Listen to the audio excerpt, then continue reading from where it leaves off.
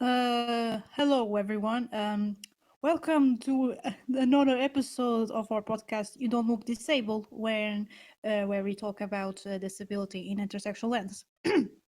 Today's topic is uh, this is difficult. This is difficult to say it actually. It's neurodiversity and coping mechanisms, and this is very appropriate again because we live in such a doom world and we need some coping skills that may be adaptive or they may be maladaptive. Well, for me, it's mostly maladaptive and unhealthy, but we're going to talk Guys, more about that more on later. So Todd is going to present the I gotta topic love how since the volume is very low. Both of us are just humble. one Because member is already too just much. so that I Imagine know. two. Hey Lila, let me just know if it's both of us are a little bit too low or if it's just Himbi. Because I can correct I'm that already a pretty loud easily. creature. Oh, shush. Both, but Him's is lower. Okay, let me. How is it now? Lower. Hey, Oh. nice to hear you. Is there a way to raise the volume? I am trying to work on that. Yeah, How is it now? we And I can do now? some ASMR. Probably now is like extremely loud in comparison. I know knock it what off. happened. Knock it off. Knock it off, please. It's too loud, and actually I have a ear cleaning, so it's a little torturous. Please, you lower the volume there, Humble. Because now it's fine for them. Okay, fine. I will do it. Please Actually, it's lower on it on your. maximum. Oh, Exactly. Okay. Just set the volume to 11 or 1. I think you mean 1.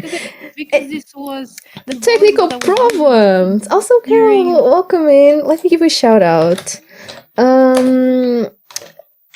So, Rambo said that I was going to present the episode, and we do this every day. Like, okay, who presents the podcast and who presents the episode? Every single time I leave Rambo to present the podcast, they just present the episode. So today's theme is this, and I'm like, okay. Anyway, we are here to talk about coping mechanisms, guys, as neurodivergent people and the way we basically cope with things around us.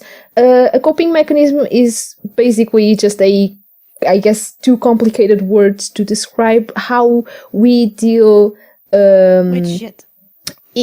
with situations. So when something happens, how do we deal with that? How do we cope with that? And basically, we're here to talk about the way that being neurodivergent plays a role in that. If our coping mechanisms change because of that, spoiler alert, they do.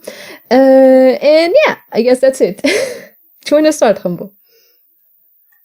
Oh, so I happen to be the star of this just kidding. No, I'm trying to avoid to be egotistic, but I am. That's part of my nature as a human being. So, okay, now talking about the topic, since I'm pretty good at this. So coping mechanisms are basically, like Todd said, ways of dealing with stress. Mostly situations that are stressful. Not necessarily stressful, can just be straight up traumatic. Yeah. I mean, it's still stress. It's a higher level of stress. Like That's the thing. It can be with sadness. You can just trying to be dealing with sadness, and well, you have coping mechanisms to deal with sadness. And sadness does not necessarily include stress. Just I guess negative situations overall, and not only just yeah, pretty much. But this is the definition that I get memorized for my psychology course that actually I got like 3 years ago. Yeah. That is kind of annoying. The definition is a little limited now. I notice. Jesus. So I already mentioned about adaptive and maladaptive coping mechanisms, and I'm more proficient in maladaptive coping mechanisms. One of them is actually avoidant coping mechanism, which means that My God, the keyboard is a little annoying, but not your fault. I'm sorry, my keyboard is so absolutely loud. I'm sorry. No, not your fault. It's really like my ears are so without the earwax that I need to, restrain a little bit of the noise. That's why I don't get But so I already overload. stopped. Just kidding. Okay, I was going to a tangent. Thank you for stopping me. Which the point of my coping mechanism, basically, in my giving my experience and also the technical definition is basically if instead of like consciously processing the situation, I think that's Processing the how you situation. would say it healthy. Yeah, process the situation. Yeah, thank you. You avoid it. You avoid any type of reminders that reminds. Yeah, great. Reminders that remind. No, but any type of stuff that reminds you from the stress that you want to avoid, like a stressful event that you want to avoid. And more that you avoid, this can actually be, if I'm not mistaken, I think it's a rumination. I think. Please correct me. The No, repetitive no. thoughts? I think I'm messing up. The avoidant Yes, part you basically do probably yes. through The some more you mechanism like avoid, the escapism. more, but still, it's escape. You try to escape. It's an escaping method. But the more you avoid, the more recurrent the thoughts become. So it's kind of like rumination. Yes, because basically what happens is that you suppress the feelings that you have so that you don't have to deal with them. You avoid them, then you suppress them. And because you suppress them, then they become repetitive things in your subconsciousness and they become ruminative thoughts. Very Yeah. adaptive, as you guys can see. It's top tier adaptive. Please don't try this at home. This is kind of like, I don't know about you, but this is basically my most proficient maladaptive coping mechanism that I have. I'm very proficient at that. And the thing that I do this, and since I've been doing this such in a long run, I noticed that I might have some memory issues because of that. Interesting. And then when you have memory issues related to the stuff that you avoid, that you suppress, you cannot process trauma. So surprising, guys. When you This don't is what remember things, you cannot process them. Wow. yeah. Stay tuned for more advice. I'm going to be the unhealthy peep here. No, I don't know. Like I don't know. But Hopefully. if I'm the only unhealthy peep here, it's good. I think Bro, we're all there are 10 unhealthy. peeps, and they're all like. Thank you. I feel acknowledged. So what happened is I become some sort of like memento guy that I'm not even kidding. This is what I feel all the time. Memento is a Because movie, by the way, for those of you that don't Memento know. is a movie by Christopher Nolan. Basically, his best movie. Basically, the guy has Correct me. memory issues. He doesn't remember anything. That's the bottom line. That's the bottom line. And then there's the other bottom line is like he doesn't remember, so he can do whatever shitty thing he does because he will not feel guilty about it. That's the other thing that I had to mention, and that's pretty much what I do. Of course, I don't have I don't know, the amnesia, whatever the name. The name is complicated. It's more like it's not even amnesia. It's really like I just have memory gaps. I don't remember certain stuff that I said, certain stuff that happened to me, certain stuff that's said to me, and that's actually very dangerous because one, I can guilt trip myself, and two, I can let people guilt trip me myself, guilt trip me because they can say whatever stuff that makes sense to them, like that's convenient for them, and they can play with, and that's pretty much it. That's why I was. Now that I remember, that's why I was so susceptible to bullying, and Gaslighting. then they guilt trip me. It's not gaslighting as well, but mostly guilt tripping. I mean, those are one and the same thing, aren't they? Am I wrong? Maybe I'm wrong. Gaslighting means that it's not involved with guilt. it involves denial of the situation. It involves like, oh, you're saying things like, no, I didn't beat you. You're just I didn't beat you. Like you're just imagining things. You're just Yeah, they okay. They are slightly overreacting. different, but for you, it's both, really. Yes, it can be. Yeah, because I cannot remember. Like, oh, you said me this thing. I felt offended. I was like, no, I didn't offend you. I was like, and I started to question. So I went Yeah. through the Cartesian um, scenario when I question everything, which is fun. And Very fun. The most funny. it's sarcasm, man. The most funny. Like you go into a philosophical mood. Wait, Like wait. Autistic people can do sarcasm. I am so surprised, guys. We learned something new today. I thought it was already established that we can't make sarcasm with toast. I Really? thought it's established. I cannot make sarcasm, and you don't as well. So, um, Jesus fucking Christ. So it's kind Sorry. of like I'm just talking about more in the surface on what might be involved in this type of coping mechanism. It has some consequences. That's the best word I can describe it. To this type of thing, to having this beautiful coping mechanism. It's a form of escapism. It's not healthy. It doesn't allow you to process trauma. It's also it makes you more susceptible to abuse, and also you get misunderstood because how the hell people are going to understand that you just don't remember unless they have a very good knowledge of that coping mechanism. I think that's pretty much what I want to say. Like, I'm going to remember more things along the way. I already have a question for you, Okay, fine, go ahead. which is I'm going to ask this again because I already asked this for a different thing on a previous episode, which is, do you think that might have something to do with alexithymia?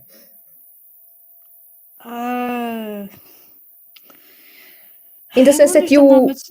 might not even, it's like on the one hand, you don't remember things, but on the other, to what degree do you really understand how you feel about the situation to even, if you do remember, argue on it? Mm-hmm. Okay. Yes, I can feel very unconsciously, but not realizing it.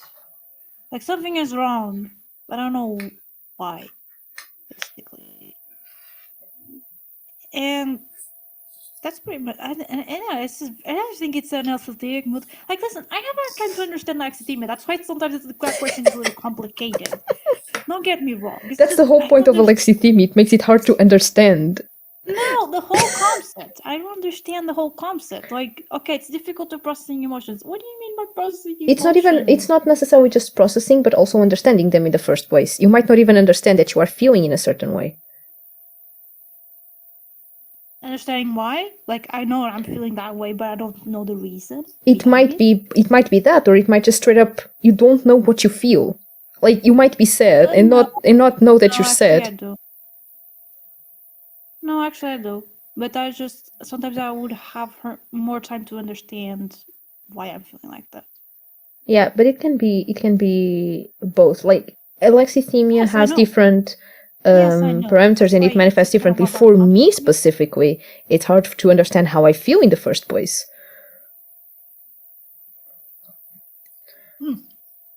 But you know what you feel.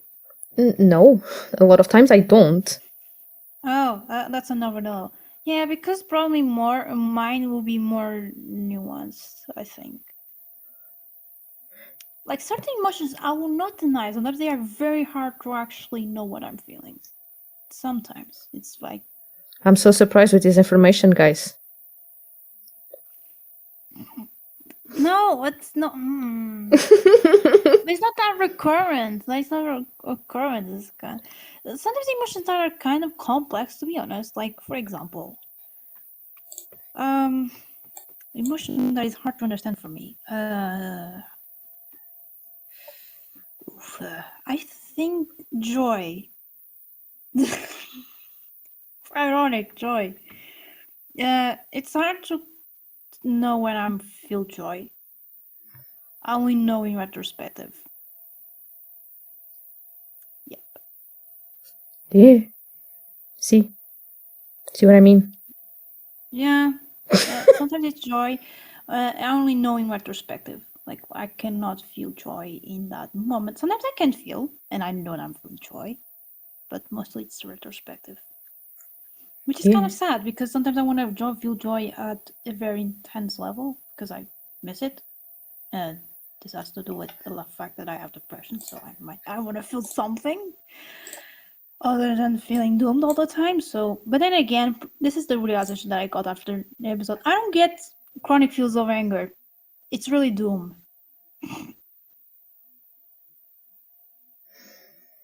Yeah, sorry, I was trying to correct your volume because Jessica says that you were sounding a little bit too soft. And I was trying to literally put you on max at literally Yeah. every Oh, place yes. that I can put you on max. I can just lower myself a little bit to try to compensate.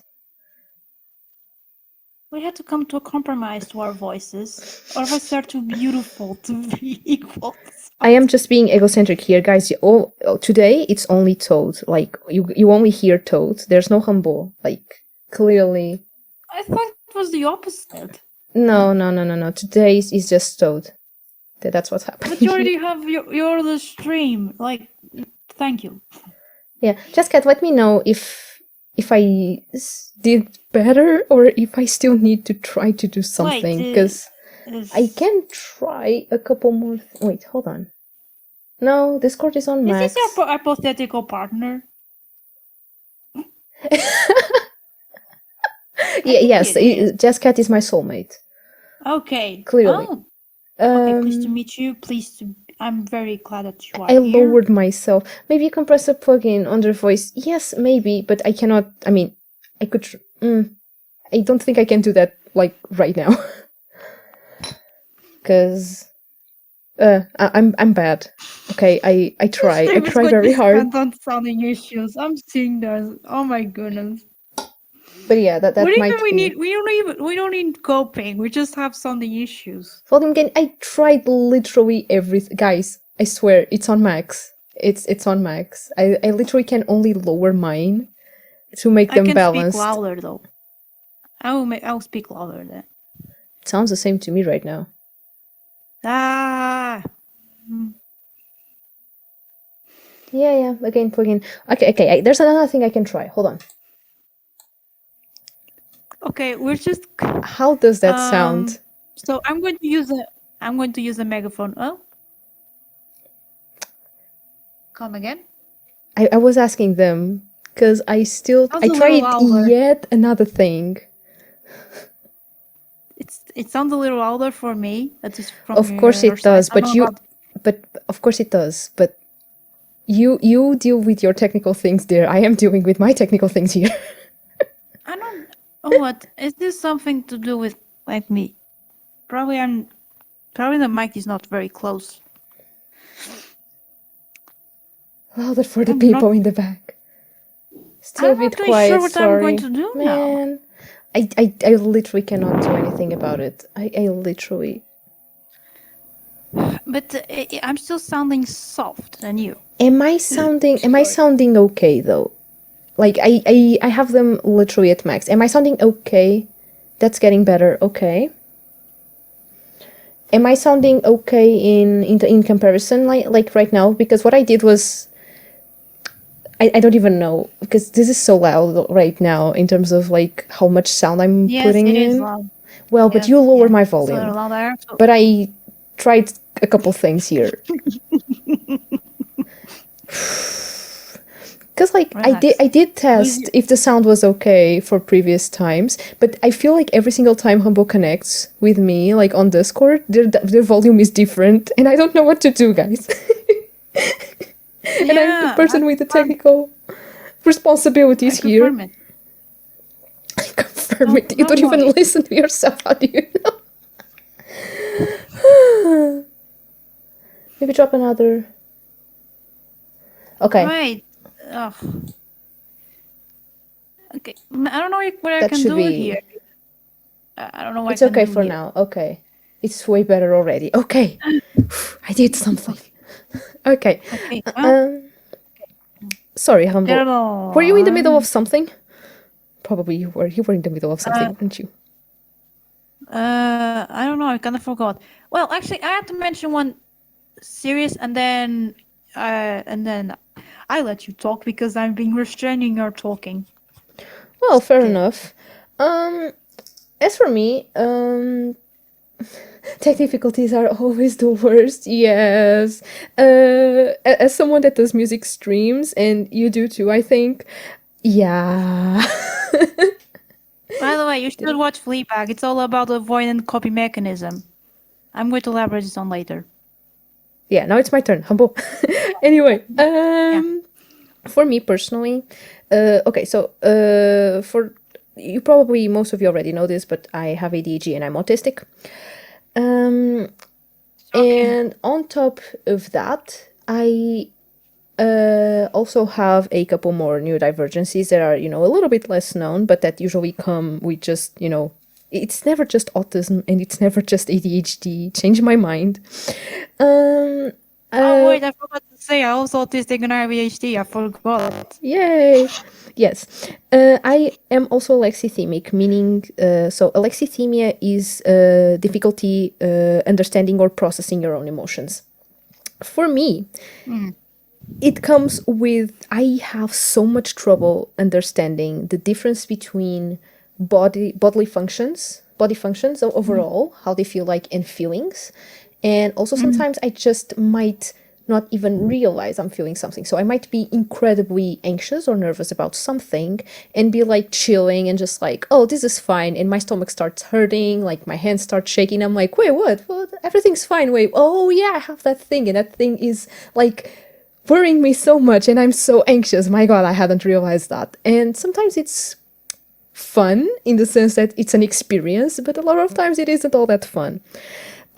So for me, how I cope with this mostly is by over rationalizing everything I do. So I basically spend way too much energy monitoring my own body. So let's imagine instead of just being chilling, a lot of times I'm like genuinely just thinking, okay, do I feel this? Is my body cold? Is my body warm? Am I hungry? Do I feel thirst? Is it something bothering me? And I try to analyze myself like 24/7 in order to make sure that I don't miss anything, because if I don't understand how I'm feeling about something, then it might just come to bite me in the ass later on, and I might have a meltdown and not realize why I'm melting down. Like I might just have a lot of emotional reactions that I don't understand why they're happening because I hadn't processed them. So I just cope by 24/7 rationalizing stuff. And or monitorizing my body, and also over rationalizing those same things. So I finally understand that I am feeling sad, or I am angry, or that I'm feeling this or that. I do a internal work of analyzing why I feel that way and how I can make it better, and I make sure to not forget, because if I forget that I am feeling something, then because I have trouble remembering, or that I'm feeling something, which is absolutely ridiculous, but that's just how it works for me, I might just straight up get trauma and not remember why, or I might not remember that I went through something, and then when it happens again, I might not understand why I'm feeling in a certain way. It's because, well, it happened in the past and I didn't solve it the first time. So this is obviously a lot of work, emotional work. The positive side of this It's is, just cerebral. Yeah. yeah, the positive side of this, though, there are two positive sides of this. One, it allowed me to understand so many things about other people, because I have to constantly make this work of understanding how I feel and why I feel the way I do. When someone comes to me and says, oh, I have this problem and this is bothering me, I can very easily give advice and explain to people why they're feeling the way they do. It's really one of the reasons why a lot of people would turn to me and tell me, you don't even know me that better. How do you know that about me? It's because, well, I had to over rationalize my own emotions so much that when I see that in someone else, I can very easily recognize those same patterns and say, you are feeling this or that, and help them sorting them out. Even if they are not alexithemic, they might just be a little bit confused because of some situation. But that is one good side of it, is that I very easily can empathize with other people's struggles and guide them in their own feelings. Yeah, but it has a downside though. Yes, I will. but I still didn't talk about the second good side of it. You'll get to throw me the bad sides of it in a bit, so that I can feel bad about it. Okay, I promise I'll let you do that. But the second good thing about it, though, is that I also end up not suppressing feelings a lot. So Shocking. because I exactly, which basically it allows me to do a lot of what is called cognitive reevaluation, which Mm. is forcing myself to see things in a different perspective that is a little bit more healthy, so that I can cope with things. So let's imagine I am feeling sad because, I don't know, someone didn't invite me to something and I really wanted to go there, and I am sad and a little bit hurt and a little bit mad. I can more easily stop and think that, maybe think about solutions on how I can communicate with people that hurt me, think about why exactly I am really sad about it. Am I sad because people didn't remember me? Am I sad because I actually really wanted to go to that thing or not? It really helps me understand what is going on and solving problems faster that way, and just change my perspective on things, just put a different tone on the problems that I have and change my perspective. Okay, maybe they didn't invite me, but maybe I just straight up didn't want to go there and I am just feeling lonely, and that is okay. And once I do that work, I can look at things in a different lens and I can cope with it better. Okay, maybe I was just lonely, and that's fine. So yeah, it allows me to have a lot more flexibility in the way I deal with situations, ironically. But yeah. So yeah, basically cognitive reevaluation is the counterpart, or the more adaptive version of suppression. People that do more cognitive reevaluation tend to suppress less feelings, and therefore have Yeah. less ruminative thoughts that end up being Yeah. harmful to the person. So Yeah. So yeah. it tires me a lot. Yes, it does. Is it kind of shit? Yes, it is. But I gotta look at the positive side of it. I am more flexible and I can solve my stuff. Kinda, sometimes. Yay. That's it. Yeah. Well, so as you may notice, we are counterparts of coping mechanisms because I suppress a lot. I don't do as much cognitive reevaluation, and of course, this is and it's actually tiring as well. Like it's unhealthy and it's untiring. Hell Both yeah. things. So the downside that has to be with your first positive side is, but then again, it's not your fault. It's more like it's a side product of having that ability to process things and actually being able to detect the patterns of human behavior. It's like there's some people, I won't say who, that actually use that. I know because like, oh, you understand human behavior since I don't, and and I happen to have like I as a person, not me, that I have. This is a hypothetical example. Listen to me. This is hypothetical. I'm not speaking about someone in particular that has a lot of emotional back and has a lot of traumatic experiences, and they keep suppressing those I traumatic wonder who that experiences. is. So, and then they actually go like, I don't understand why I feel like this way. I don't understand why every time that I suppress the thought, it just becomes worse. And then I don't know how that this thing felt made me feel that way. I'm surprised, and that is that's like, bro, you just don't do cognitive reevaluation like I do, and that's why people can actually take advantage of that, and it can be tiring as well, and yes, can be a little toxic. I Oh would yeah. argue. Oh yeah, that's a I'm thing I not a didn't culprit, by the say. way. in the presentation of this podcast was that Rambo was the person texting me like, "Yo, do you want to talk about coping mechanisms?" And like it was what, a week ago that I sent. No, it was more, that I sent you all the Exactly. articles on like, "Yo, have articles on cognitive reevaluation and ruminative And I thoughts." did read them. All I of I them. think you could use some of this information over here. Just saying, not calling you out or anything at all. Nah, just read them. Oh yeah, yeah. Because this was kind of like I felt, and actually I text you like, this is such a call out, for Christ's sake. Oh No, yes, this like is they bad. then sent me like paragraphs of it, and like it was such a good description of the unhealthy things that they were doing to themselves, and I I was can just looking at the paragraphs and just laughing. also.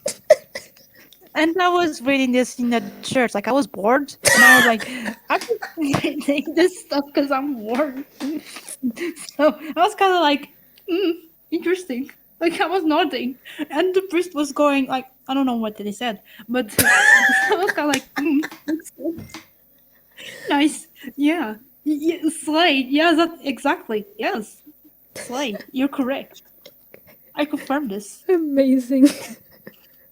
I mean, I've seen worse things to do at a mess, so I mean, you know what? You go, my person.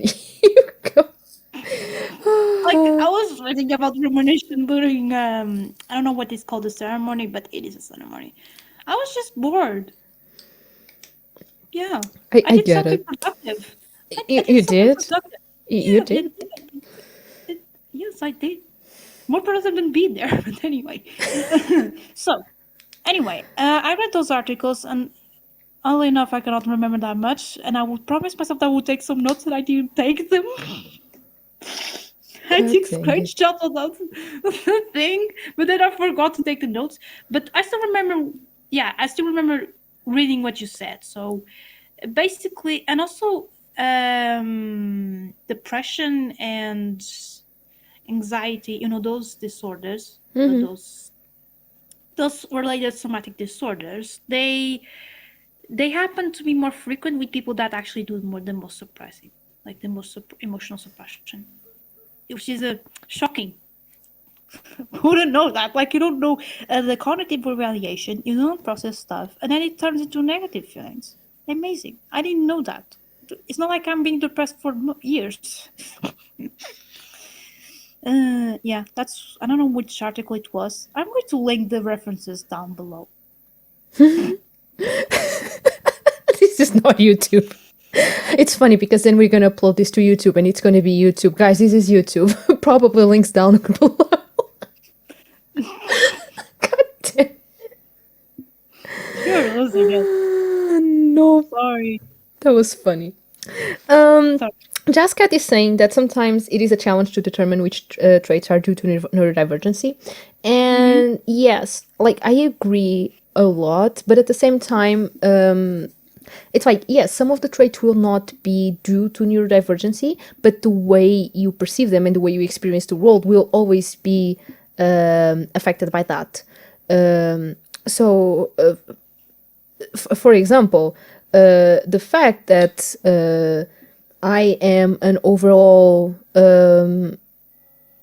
not too much of a negative person might not be due to neurodivergency, but the way I perceive the world and the way I cope with things and the way I experience that way of not being that negative is directly related to the fact that I'm neurodivergent. It's like it's not the trait itself, but the way it expresses itself, if this makes sense. At least in my own perspective and in my own experience. Sorry, Humbo, say. Sorry. So no, no, no. Okay. Wait, you're a positive person? Like you consider yourself as a positive person? I consider myself a non-negative person, I was which is finding it a different. little. It's like I consider myself a pretty realistic person, and I do Oh, yeah. tend to be healthier when I have a more positive view on the world. So, or rather, it's not necessarily that I ignore the bad things because I feel like that's a pretty bad thing to do. But I try to at least look at them in a way that it doesn't bring me down too much. You see? I'm just saying. Probably I'm positive in a sense. I'm very programmatic. Like I still realize that there's bad things, but at least I had to be positive. Otherwise, so I can work this a little This bit is better. new. What did you do to Rambo? Who are you? Hmm? Who are you? What did you do to Rambo? This is absolutely new information. Yeah, I'm actually like not positive, not in the sense of like childlike optimism. It's more like, okay, I had to. Okay, because here's the thing. I don't know what I did after certain traumas. It's like I tried to turn into being productive about them. Yes, yes, I did a lot of avoidance coping mechanisms, but at the same time, I also turned into something productive. Like after that ableist event, I actually created a page when I would not just vent. I would actually do stuff like I would research about stuff and I would share it and I would create posts about it. Like I said, I kind of gave up about that, but it was really good at the time because it was a more healthier way of coping. Um, because it was kind of like where you say that word. I cannot say it. Rationalization. Okay, I said it.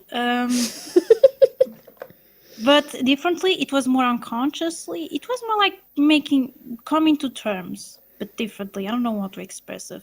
Like to recognize, like, yes, systemic ableism is a thing. It's not my fault that this thing happened, basically. So you're saying that when you more positively cope with stuff, you tend to be more productive in the sense that you try to actively change the thing that bothers you in some way.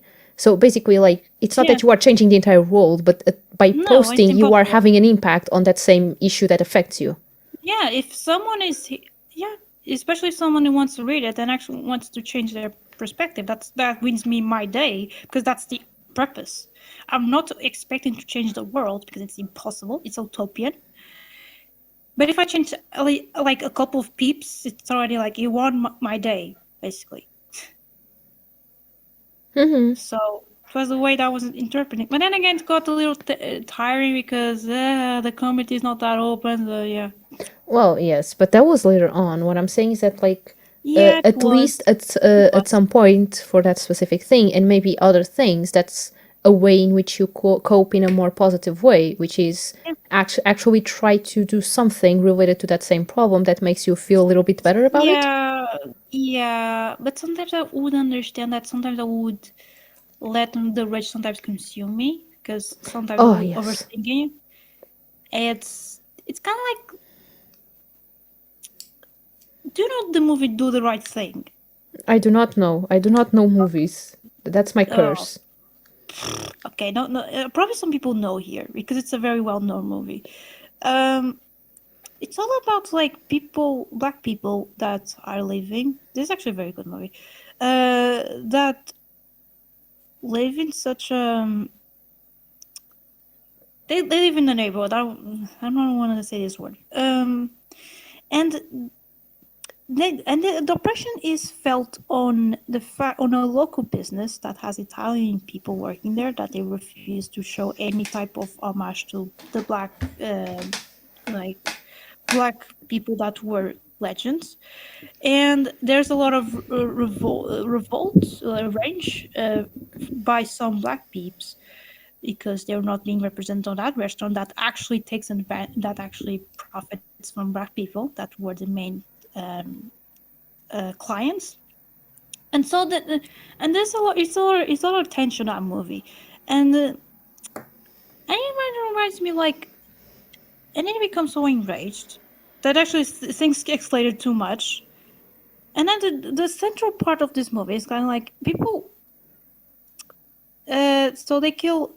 So the police actually kills the black peep that was revolting against the restaurant, and then the restaurant actually, because they're mourning a black peep that died there, the restaurant actually gets destroyed, and by the black peeps. So, and many people actually thought that this was wrong to actually destroy the restaurant, not even realizing that they were the black person, innocent black person, was killed by the police. You are telling the entire So plot at this point. now I'm summing up the most I can.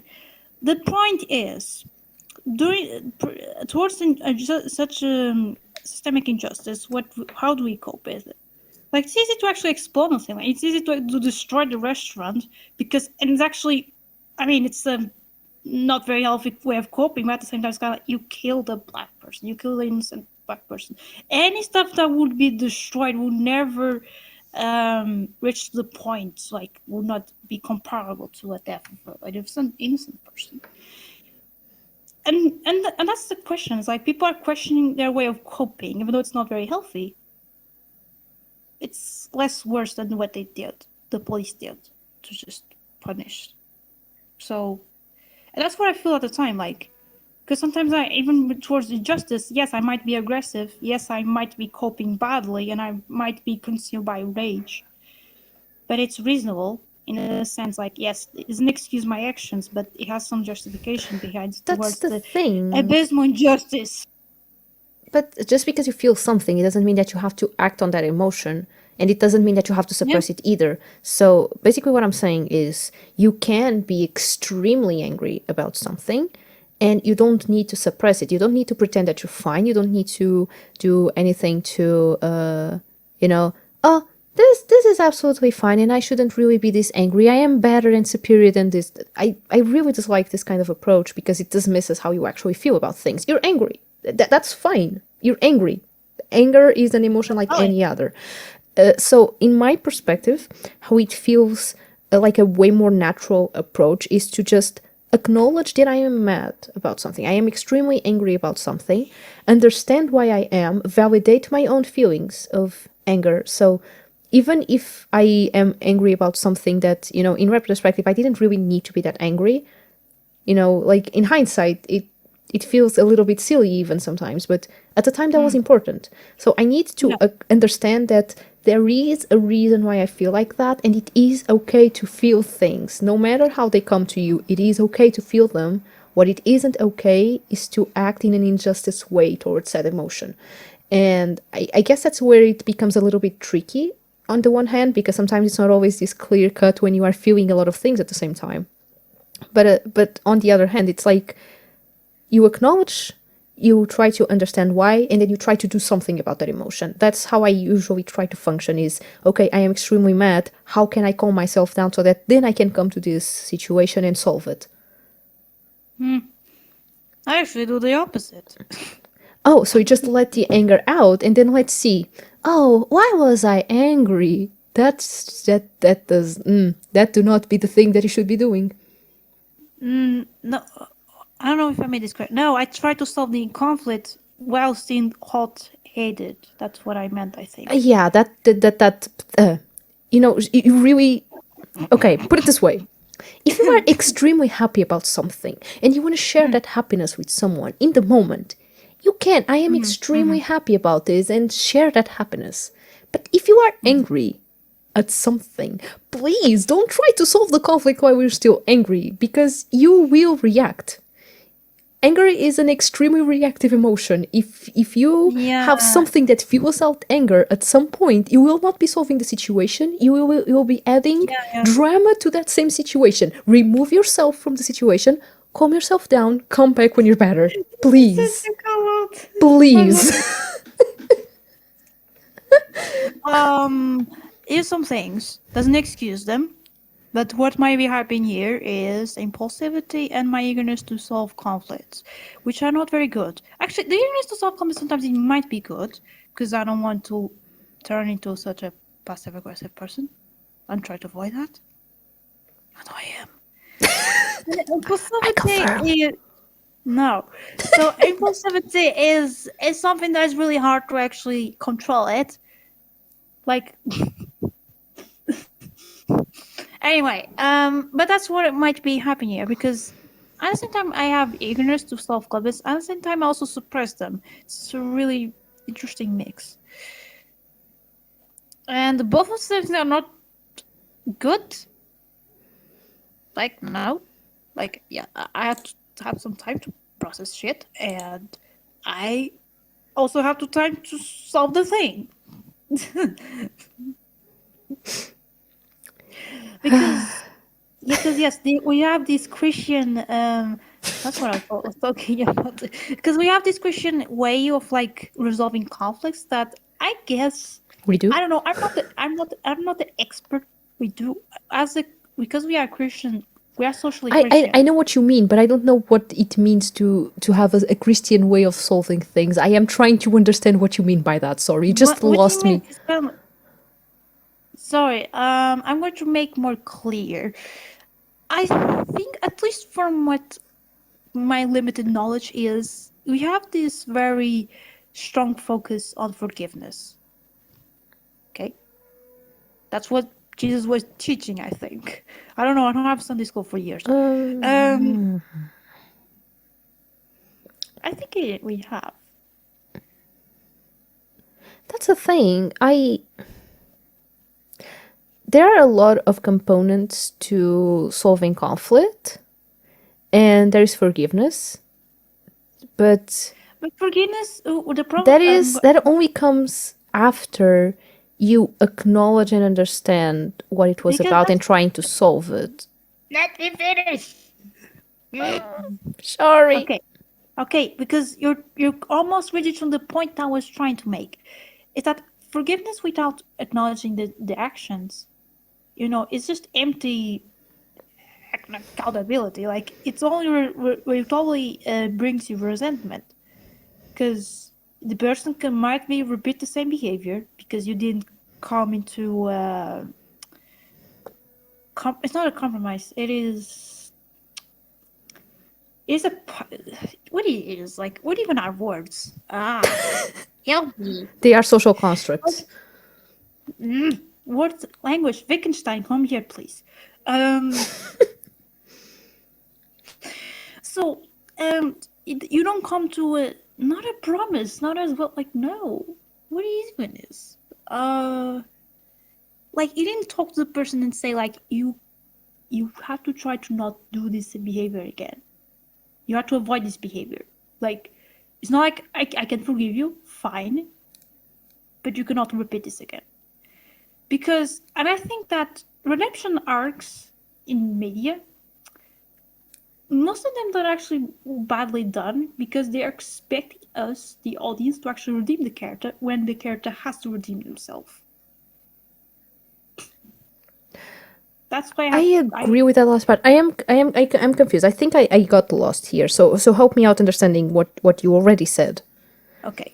Are you telling me that there is too much focus on the apology or too much focus on the not repeating the same action?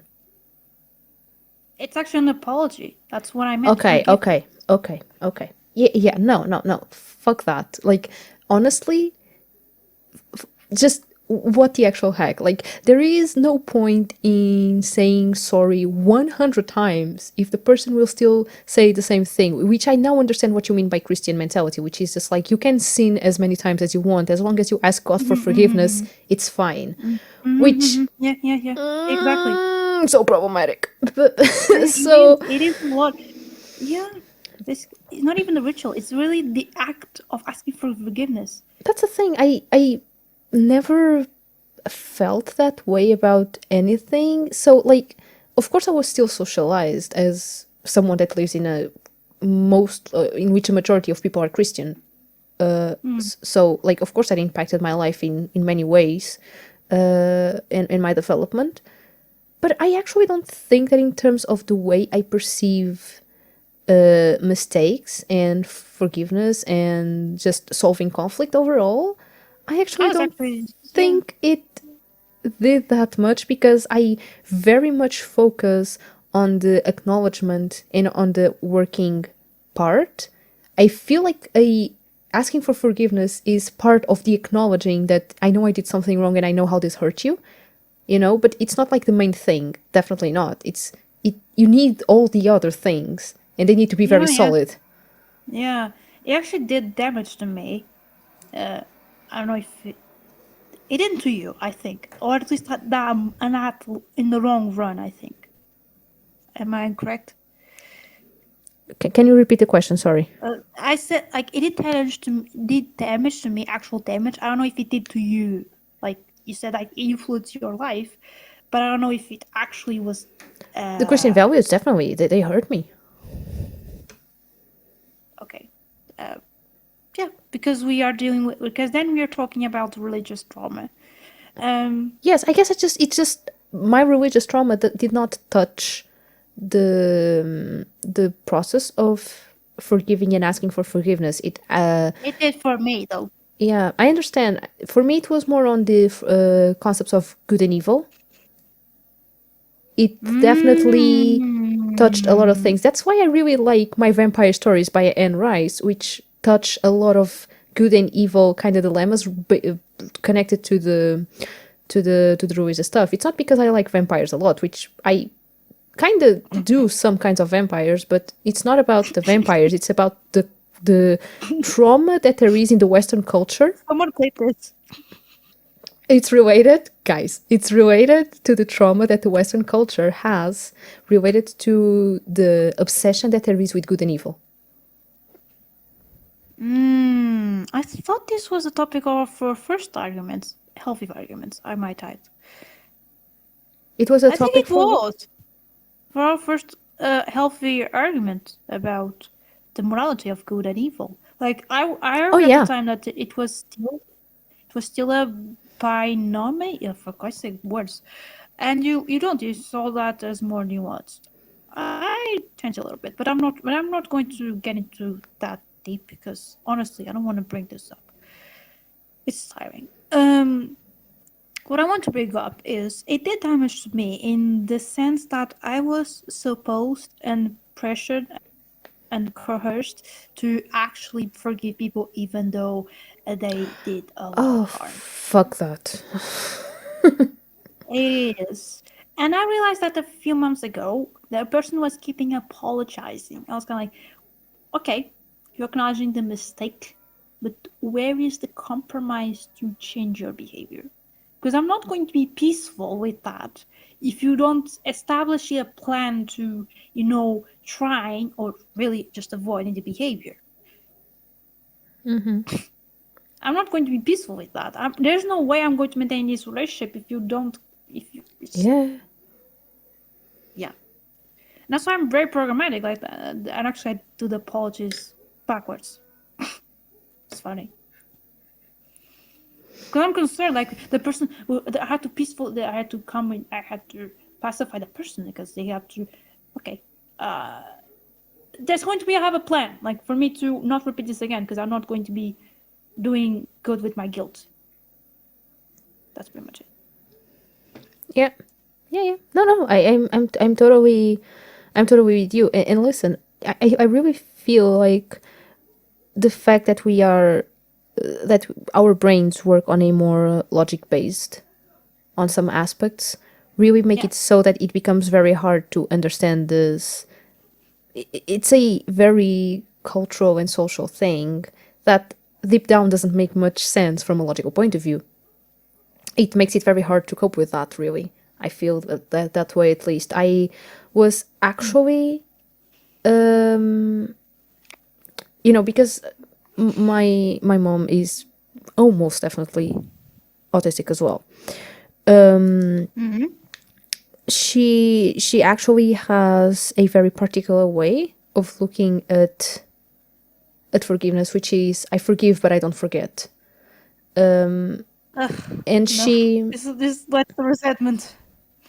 it leads to resentment, and it was not a very good approach a lot of times, and she does resent a lot of things. But at the same time, when I was in contact with a culture that was always like, oh, you should just forgive, and a mom that was like, you forgive but you don't forget, it actually gave me a very balanced view, in the sense that I would not forget what people did to me because then it would lead to me just being hurt again, but I would still be kind and forgiving to people that actually wanted to change while still not forgetting that thing, because I I still understand. need people to change, and if they keep on just doing the same mistake and I just forget about it, then I'm going to be hurt. So it's kind of like, okay, it's not a very good way of solving conflicts, but it's better than the status quo. Huh? So I didn't get I'm it. Sorry. saying that, okay, I'm going to repeat again. Mhm. So you're saying like, okay, this is not better, not a better conflict solving management thing, but it's better than the one that is present in our status quo, like the socially, like the Christian one. So at the time it was useful. Well, that's what you're saying. I'm trying to sum up for me to process information. Um, Goodness, I wanted to say something. Oh, okay. I also have that type of mentality for a while. But then again, it always leads to resentment. And resentment has a lot of negative feelings. You become passive aggressive with the person for sometimes you don't not even with a reason. But does it though? Because it's not like I forget the things that people did to me. I still have that. I still hold on to that to a degree. Because once again, I still need to remember what people did, and I still need to remember how I felt about things. Okay, Because in that sense, otherwise, it will yeah. be hard for me to Okay. cope. Okay. In that sense, it makes sense. In I'm going to argue in the other way, not against you. The other argument that I have is if you still have this type of mentality, you don't solve conflicts.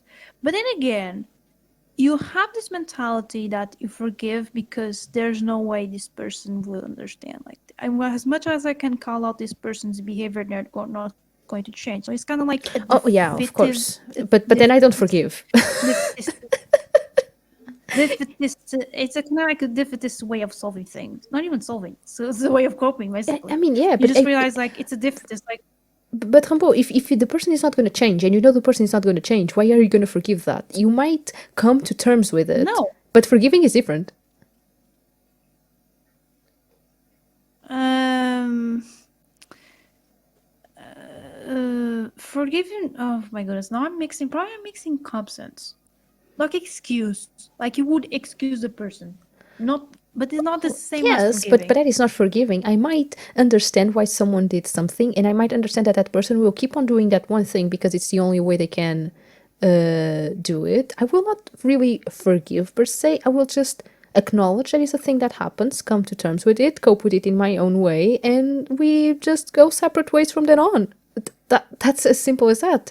Or we I just change the mean, model of that's relationship kind or of whatever happens. But analyze. Yeah, but you part ways. Like imagine if that person is part of like your group of friends or if it's part of your family, it becomes difficult to cope sometimes. That's what I'm arguing. How do you cope with that? With a person that just keeps committing the same, um, you don't for forgive? example, abusive behavior. You don't forgive, yes. But imagine, in certain traditional families, you do forgive. Okay, I would if I had a neurotypical brain, maybe, perhaps, which I don't. No, yes, in traditional families, this is like in terms of like they follow such strict social norms. So you do excuse, for example, the husband that are being abused. I noticed this in I understand, but I personally wouldn't do that, so that's why I'm having trouble understanding your point. I'm talking from the point of those families. I'm putting myself in the center of that family that follows such strict social norms. I'm not speaking for myself. I'm not speaking for you. I'm speaking from the point of those families. They have such strict social norms. They have it's a lot of generational trauma, Well, and that's just very dysfunctional in my perspective.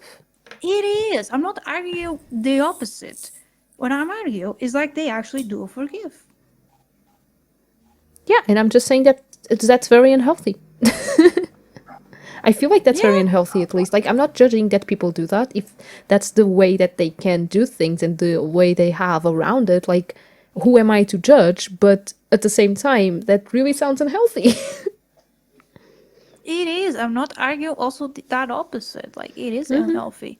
But I'm saying that people also that there's cases of people that also forgive abusive behavior, not just for not forgive but forget it, but actually forgive. They find it justifiable. Yeah, that's the point. Um, so um, Jazzcat said that they tend to have a really hard time letting go of resentment. Rambo, do you also have a hard time letting go of resentment?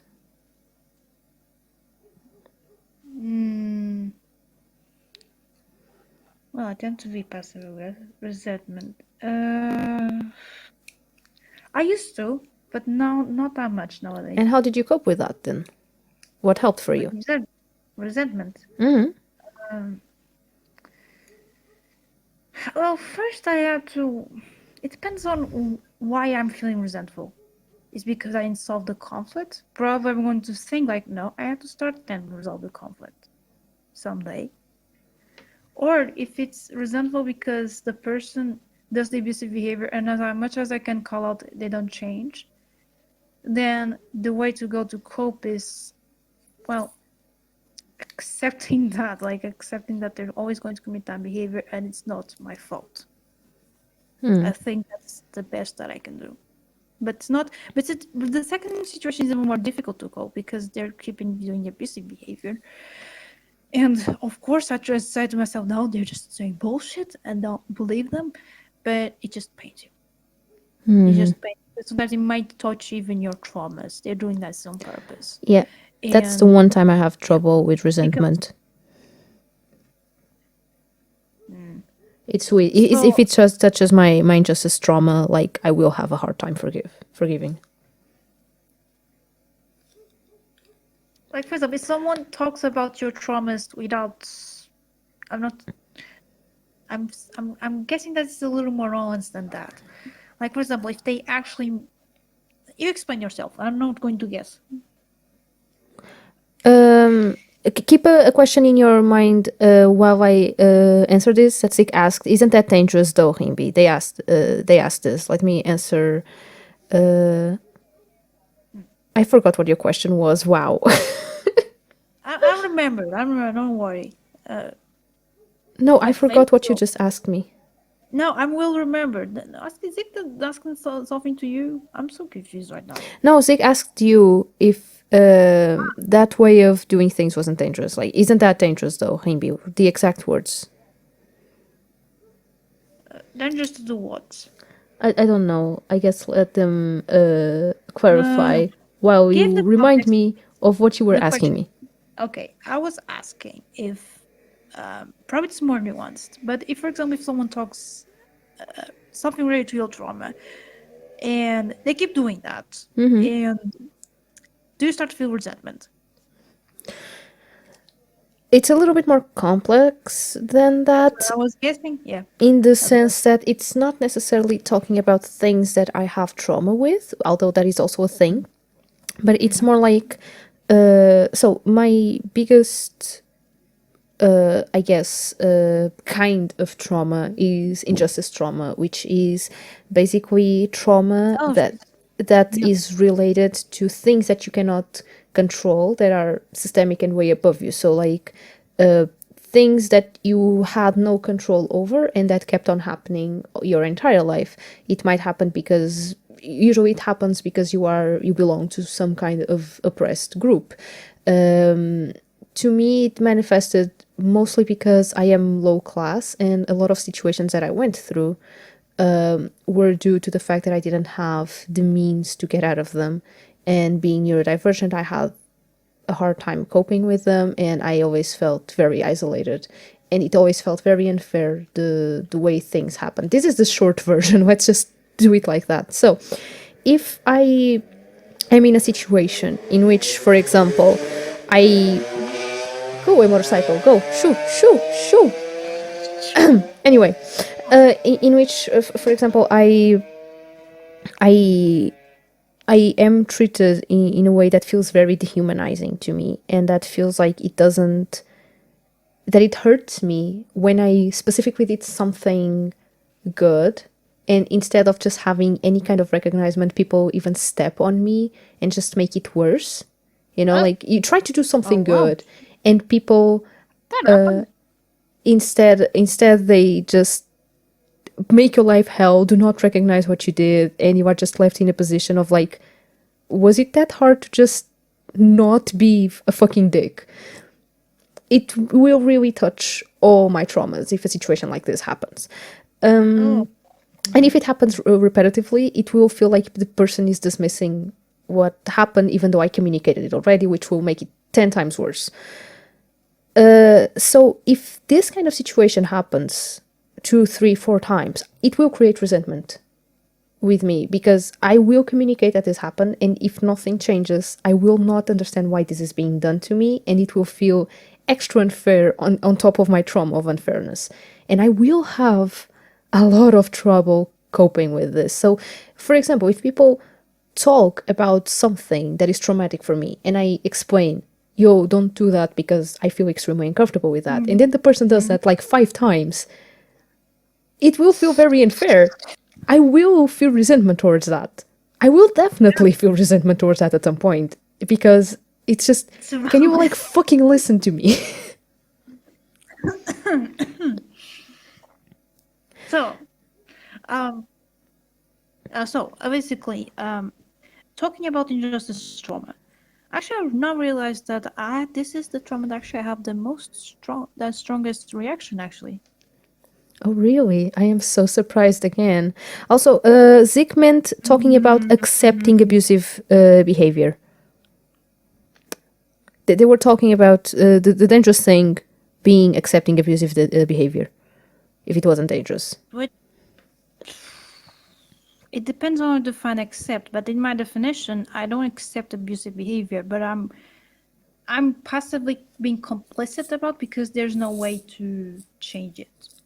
But I don't accept it. That's why sometimes I explode on the person. Which creates injustice trauma, which is the thing that happens. It's like you are in a situation in which there is no way to avoid said abuse. So you accept in the sense that you know that there is nothing you can do about it to change it. It's out of your control. Basically, it's that like you have no power towards the situation. So you don't accept it. You consciously don't accept it, but you have to be complicit. So otherwise, you get in a worse position than you already were before. So talking about injustice trauma, actually, this is the one that actually I get the strongest reaction. And for those that didn't know, besides Toad, um, so this actually is the one that actually I can become a little aggressive, impulsive even. So because listen, you can call me some ableist slur that I don't mind. Like They you do can call mind, me but ugly too. Fuck off. So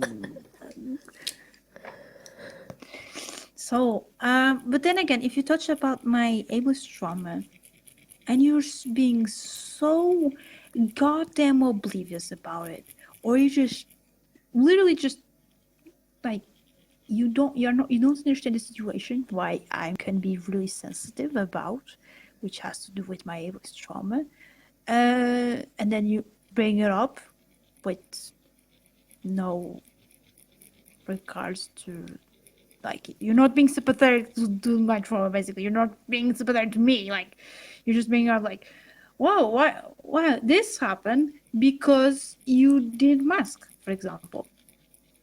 That is so ableist.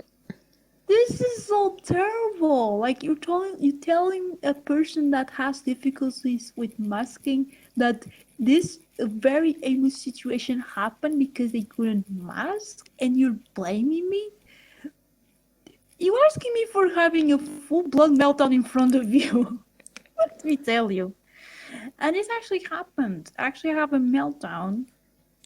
Look, if it was Remy today, probably I would just call bad names and just say fuck all people, just slam the room, like get out of there, just go yeet, never talk to them again. Which I kind of did. I distanced from those people, but I didn't have to be this dramatic. I just have a full blown meltdown in front of them, and they're not even gonna go understanding of why I was crying and being completely confused and like, Yeah. and this happened.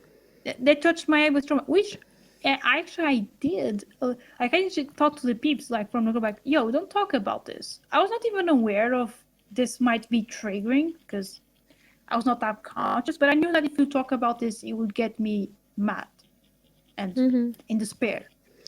And they didn't violate that, which Why even I call you a friend? Like, no, just don't.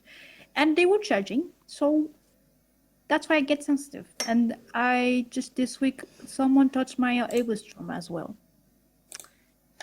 It was a kind of mild compared to the other situations, but I also get a little aggressive and impulsive. And they actually got a bigger surprise meme face when I told them to fuck off.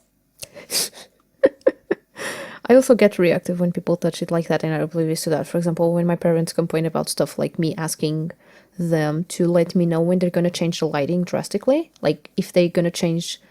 We have a lot of lights in the kitchen. Like we have 1, 2, 3, 4, 5 different, actually 6. Yeah, 6 different points of light in the kitchen slash living room because it's only one room for that. And like I just ask if you're gonna turn off a light and turn a light in the place where I am at. Like it doesn't even need to be in the same general room. It's just like if I am at the table and you're gonna turn on the light directly above me, please just tell me before you do that. It's this simple. It's just let me know you're gonna do that. I'm not asking for permission. I am not asking for fucking requirements of like whatever. I just please tell me you're gonna do that so that I know it's gonna happen. Because if people don't let me know and they just do that, I might just straight up get an instant headache. It's as simple as just telling me. Just tell me you're gonna do it. And they start calling me childish because of it. Like I flip. I flip on the spot. Yeah, you have all the reasons though. Actually, I'm less lucky in the sense that I have 3 lights, and they when you switch one, you'll turn on all the lights, and they are very white in the kitchen. Yeah, It's yeah. funny. Yeah, mine are also pretty white, but I do like them white. We've discussed this. Yeah.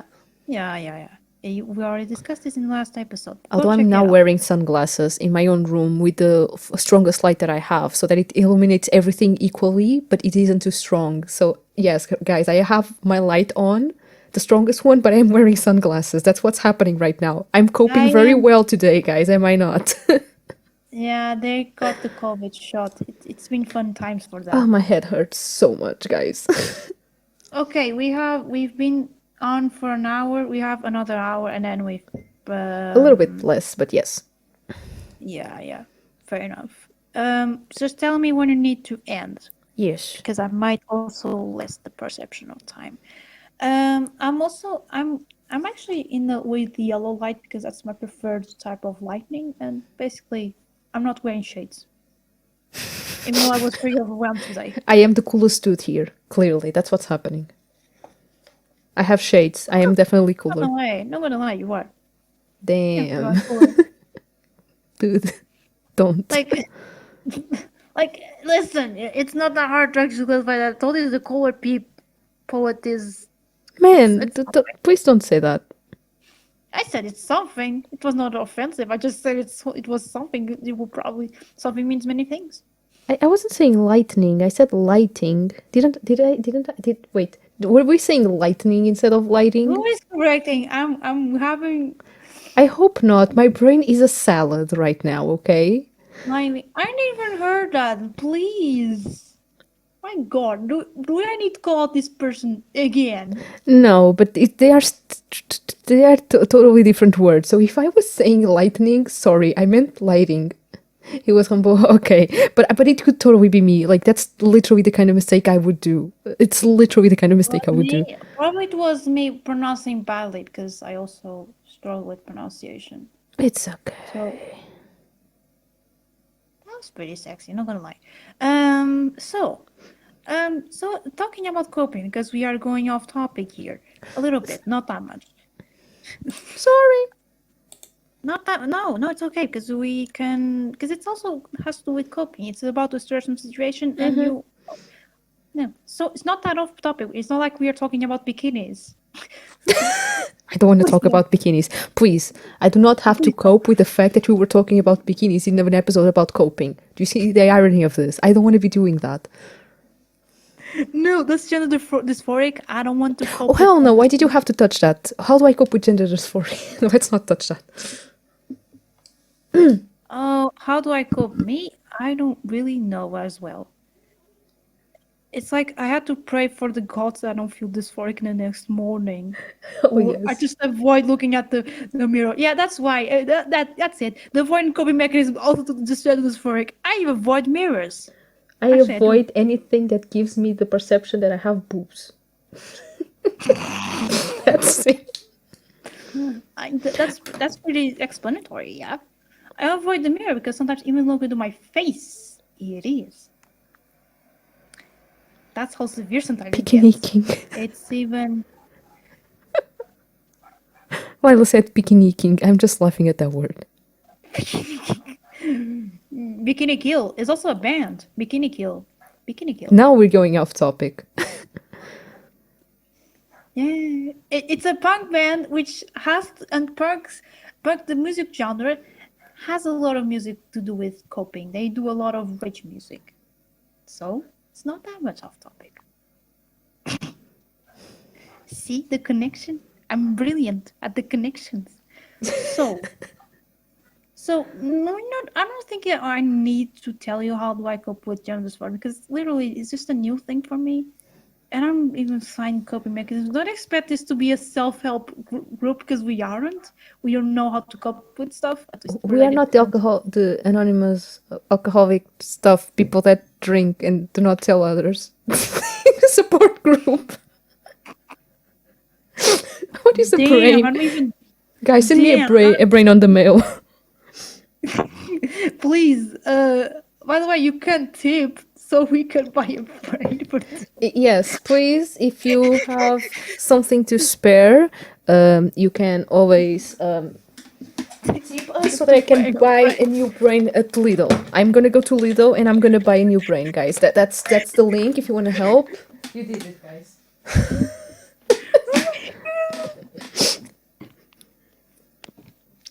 You were saying humble. Okay. Let's go buy a brain on Lidl. Okay, I'm fine. I'm good. I'm just going to drink water. Okay, I drink the water. So, actually, I knew I have a new topic. Oh yeah. Intrusive thoughts. Do you have them? Intrusive thoughts only when I am in a hard meltdown in which I am extremely angry about something, that touch my injustice trauma to the core, and at that point I am probably already having self-harm thoughts. If that happens, I will have intrusive thoughts. If not, very rarely. So I'm the it's not opposite common again. at all. It is very common for me. Yeah, but you are probably in the situation that I just described quite often. No, it's also random intrusive thoughts. Fair enough. That actually it happens when I change routines. It's very hard to cope. Like it's hard, but then again, it's kind of like easy to avoid them because they're so irrational. They're annoying, but it's not like. Hello? What happened? Humble? Hello? Rimbi! Rimbi, no! Let me text him. Rimbi, no! No! Can't hear you.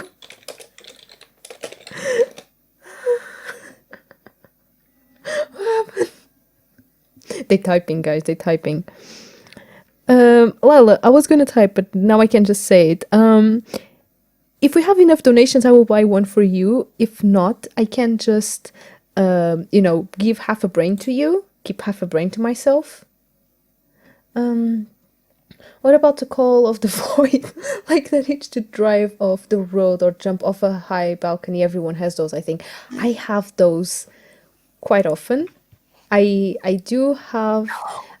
Yeah, that is fair. Yes, you are back. Zik was asking what qualifies as an intrusive thought because they were pointing out very well that the itch to drive off the road or to jump off a high balcony. Like I do have those. I have just that random urge of like, No, what if I just did that? And I'm like, brain, what the fuck? No, shut up. no. Is oddly enough, I don't have those. It's more You like don't have it's those. no, no. It's usually like, oh my goodness, It's a defense I'm climbing mechanism, this the call of cliff, the and I'm, void? Wait, what? I am learning things. Guys, please teach me things. Now this, Humble, I think we yeah. both need to sit. No, okay, I need to sit. I am already sitting, but let me sit even You're more not sit. comfortably. You're not sit. You stand up. No, I'd be very tired if that was the case. We do that so that we can be prepared in all scenarios. Oh, so it's an anxiety thing. No, when I was no, I don't have those. Usually, I can climb a cliff and actually think that I'm going to die because I'm going to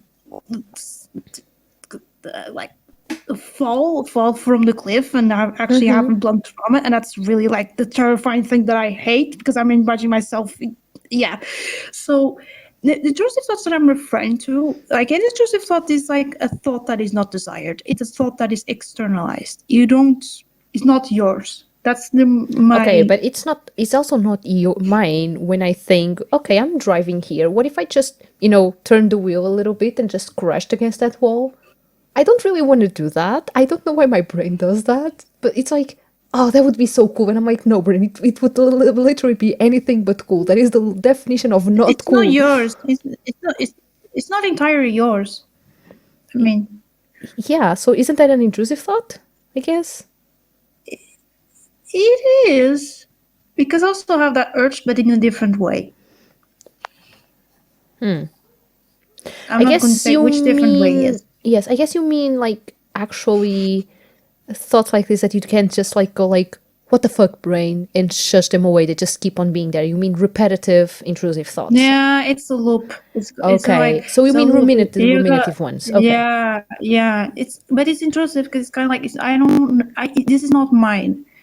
This is something that is I perceive that is irrational, but it keeps looping, and I start to believe that it's rational because it keeps looping because they keep validating themselves.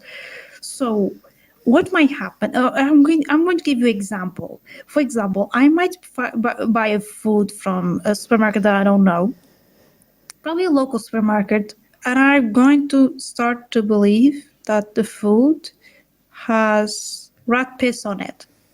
What? Why would you believe that? Why would you do that to yourself? because because when first I remember reading that in the book that my friend bought, and we were reading it, and then she told me about the rat piss thing that is kind of common in supermarkets, and that thing stuck, and and actually it panics me, like when I buy a drink, like for example a tin of a soda, for example. Sometimes I had to clean it because, or at least I'm going to feel guilty if I don't clean it because I think it might have rat piss on it that is actually poisonous. That's the type of stuff that I have. This is the most rational though. The more irrational it becomes when food can have arsenic. Sometimes I do believe that food has arsenic. Arsenic or not a substance, I don't know, but arsenic is like, yeah. Or no, it has to be. It's hard to actually pick up the thought. Actually, I don't know. They're just dumb. Guys, you heard it here. The conclusion of this episode is that, like, intrusive thoughts are dumb. That's the only thing you need to know about today. It's No, the they one are thing. Please get out of brainless. here understanding that they are dumb. Okay? They're kind of brainless. They don't have any. They don't have So that the much. okay, so you're telling me that the thoughts that the brain produces on its own are brainless. Yeah, it doesn't have that much. It doesn't have that much rational basis as, for example, ruminative ones that are having more rational basis. Like why this food has to have arsenic. Arsenic. That is like doesn't make any sense. Where the arsenic comes? Why? And for example, oh, food contain poison. Oh, food poison food is actually a big one for me. Zick mentioned It's another one that tremendous. is It's pretty horrendous. hardcore, which is covering the ears while sleeping because of believing that bugs could enter through the holes. Well, Ah, that you one cover is your ears, covering your ears when you go what to sleep. sleep. Oh, It's going to be a good idea for those thoughts, actually. Oh, it sounds genius to have thought of that. I don't know, it's mostly it's poison food. Some I just cannot remember. I don't get those. Like I strongly believe that this void is poison, but I'm going to eat anyway because I'm going to purify this thing in my brain. But it becomes hard because sometimes they keep telling me that the food is poison. For example, pasta. I sometimes have a hard time to actually eat pasta after it is cooked because they can actually there's an infection that it can happen when you left pasta out of the fridge for a long period of time. It's actually a very dangerous infection. Um, and since then, I got so scared that I would actually throw the pasta to the trash bin if I felt that it smelled a little funny. I mean, I can understand that because that one is pretty dangerous. I can understand But that one. That one is but actually somewhat logical. yeah, like I said, it has some rational basis. But who? But what is the evidence that this might be poison? Because I don't even know if the pasta was actually left over the fridge. Because sometimes I would bring to the school, and then my mom would like put it in the fridge, but sometimes it was left out of the fridge, like for probably 4 hours, and I would just pick it up, and then I would have this thought that probably is already tainted. It's really terrible to actually have this. Yeah, Zeke was trying to give me several examples of other intrusive thoughts like that.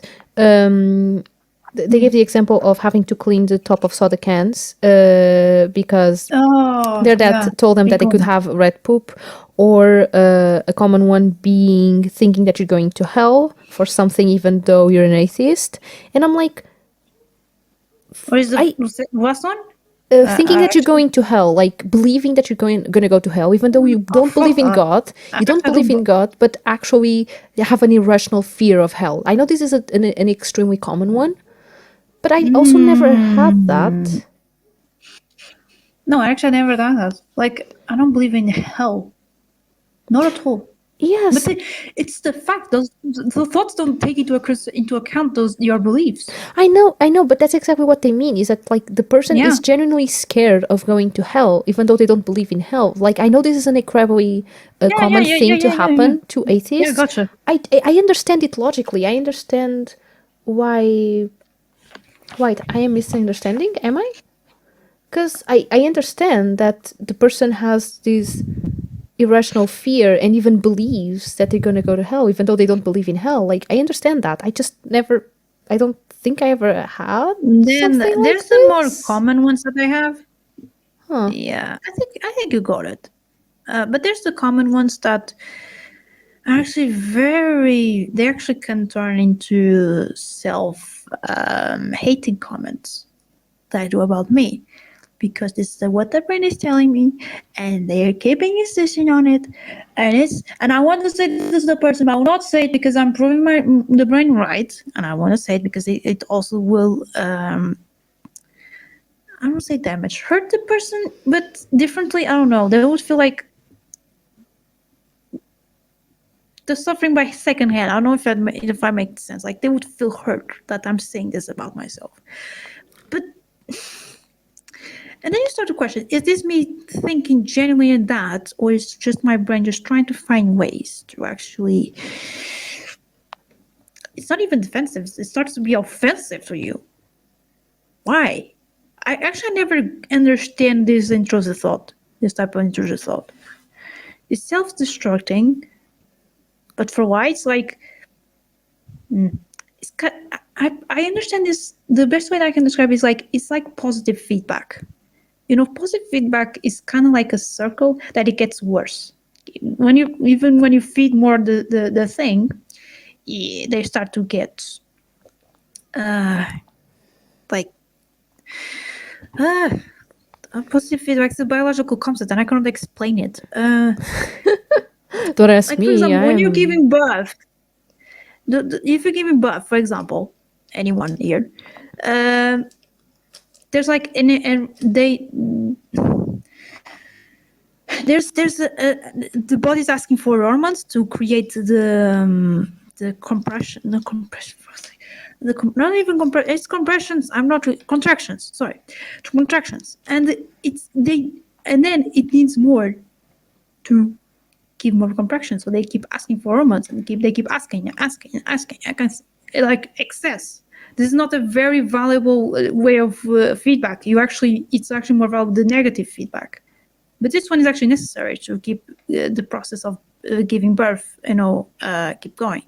So this is the best that I can describe to this type of intrusive thoughts. If I feed them, they become worse. Oh, I guess that makes It's sense. not effective. I mean, the more you, yeah, I mean, the more you validate, quote unquote, those thoughts, in a way, like the more you give them reason to be there, the more they will be there. Yeah. Those are the difficult to cope actually because they're the ones that are more connected to my traumas. The random shit is kind of like it's laughable sometimes, like arsenic in the food, funny. But this one is kind of like when you start to say I'm this and this and this, and I'm this and this and this because I did that, and I did that, so therefore I'm this and this and this. So it's I kind of mean, like yeah, that. but that's why cognitive reevaluation is important, is to break that loop, is when you stop Yeah. doing that and instead acknowledging that you did something, but why you did that thing and doing something to change it. And looking at it at Yep. a different perspective, because when you do that, it just means that you are looking at the same thing in the same perspective over and over. You at some point need to start looking at it differently. But how do you break that? You're going. Imagine you're in loop. It's kind of like how do you stop a car at high speed? It's kind of like asking There's that. a pedal called a brake. No, it wasn't. Yes, but the metaphor works. That's what I'm saying. If you keep on just accelerating, of course you're not going to solve anything. You keep on doing the same thing, the same result is going to happen. You need to change something, and that something is going from accelerating to just you might just take the food out of there. Okay, if you're going down, probably no, you need to brake, but whatever, you need to do something different. When you are in loop like that, you are always doing the same thing, expecting a different result. That's not going to happen. You're just going to get the same thing over and over and over again. You need to break that. You need to do something different. But I don't know what different thing I had to do. The different thing for me is just literally stopping and go like, no, this is stupid and I need to look at this in a different way. And I force myself to have a different perspective on it. I literally force myself to just think about it differently. Think of something else related to the subject that is different from the things that my brain is telling me. And introduce that in the system. Any little change might change the variables to start with. And when you introduce a new variable, the result that you're going to get is different.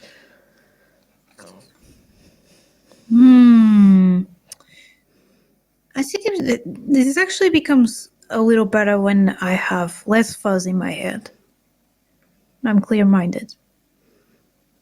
I mean, of course it does, but if you are part. okay, put it this way. Because I lose my internal voice, by the way, at this point. I only hear fuzz. Okay, if you are past that point, sure, you need to calm yourself down first. But if you don't do anything about it, once the problem returns, you will have the exact same problem. When you're calmer, you need to change the variables. Interesting. So that's the part when the cognitive revelation enters, I guess. Okay. Zig is saying that they don't have the urge to cover the ears in bed and no longer feel they no longer fear hell. And I'm basically asking why, because that's the thing. How do you break free from these loops?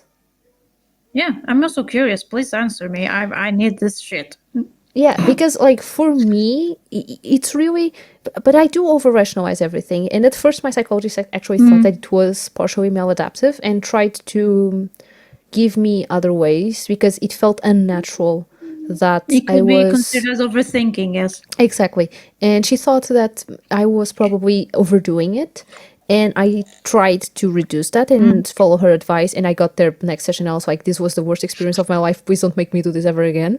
Okay, I'm exaggerating, but I was like, no, this definitely does not work for me. This is, no, if I do this, I will stop being able to know how I feel without knowing that I was alexithemic at the time. And then when I discovered alexithymia, I mentioned it again on another appointment, and she was like, yeah, okay, no, that makes sense. You do need to do all that emotional work in order to keep yourself functional. It's super tiring, but for you, it's literally the best solution that I see. It's the way you found, and it definitely looks adaptive from everything that we've been working on previous sessions. Let me read what Zig said. I deconstructed, changed my way of thinking.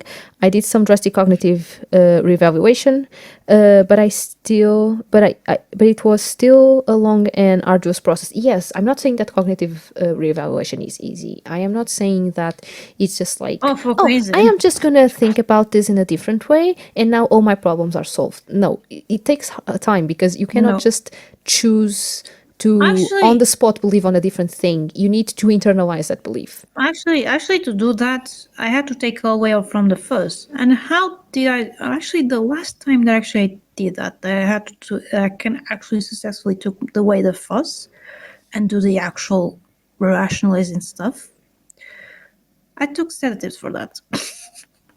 Yeah, listen, whatever works for Zix. Also, they also said that for the ear covering thing, they had to make themselves comfortable enough to start sleeping without covering them, and slowly manage to stop. So yes, like, if you are scared of something, the only Protect way to yourself. deal with that, yes, you are going to protect yourself, but to actually stop doing that, you need to try to have a controlled environment, and bit by bit start to deconstruct that. They added, to put into perspective, it started with me covering my whole head, but I quickly stopped that because my mom told I'd suffocate, which, that is very bad. That is very bad. But okay, but like slowly uncovering yourself, like, of course, you're not going to do that all in one day. It's a process, but you need to slowly incorporate them in order to get to a certain change at some No, point. no, no, I'm thinking. Is the person food kind of related to my outfit as well? I don't think it is that much. I always forget what ARFID means. Avoidance restricted food intake disorder. Yes, thank you. I always Long word. forget.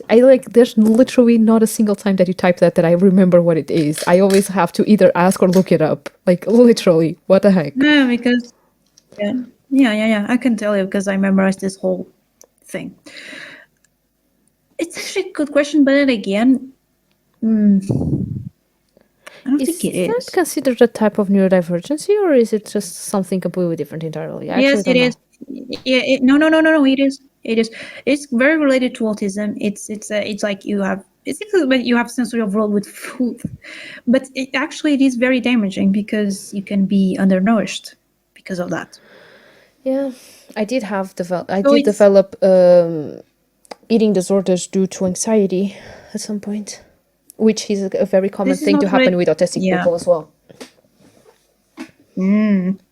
Look at us coping so well. 'Cause yeah, it's also I was besides that that's a maladaptive coping as well, the eating disorders. I Definitely. have to clarify that the ARFID or a voice restricted food intake disorder is not related to coping. It's really related to the way it's a reaction to sensory overload because of food, because of textures and something. I might avoid, but it is not a coping mechanism. Like it's not a maladaptive coping mechanism. It's kind of like, is this too much? Is this too much texture? It's actually no, it's actually a coping mechanism, but it's a positive one. Because yes, sometimes it's really good to avoid certain foods, but yes, I have to know, but I have to compensate with other foods for Christ's sake. Otherwise, I would go undernourished. But at the same time, I don't want to get overwhelmed by this food because I would certainly go overwhelmed. It's going to be difficult to cope. So I better just think in alternatives since it's food. I can think in alternatives. Like I don't like, for example, peas. So, but I need the what peas have.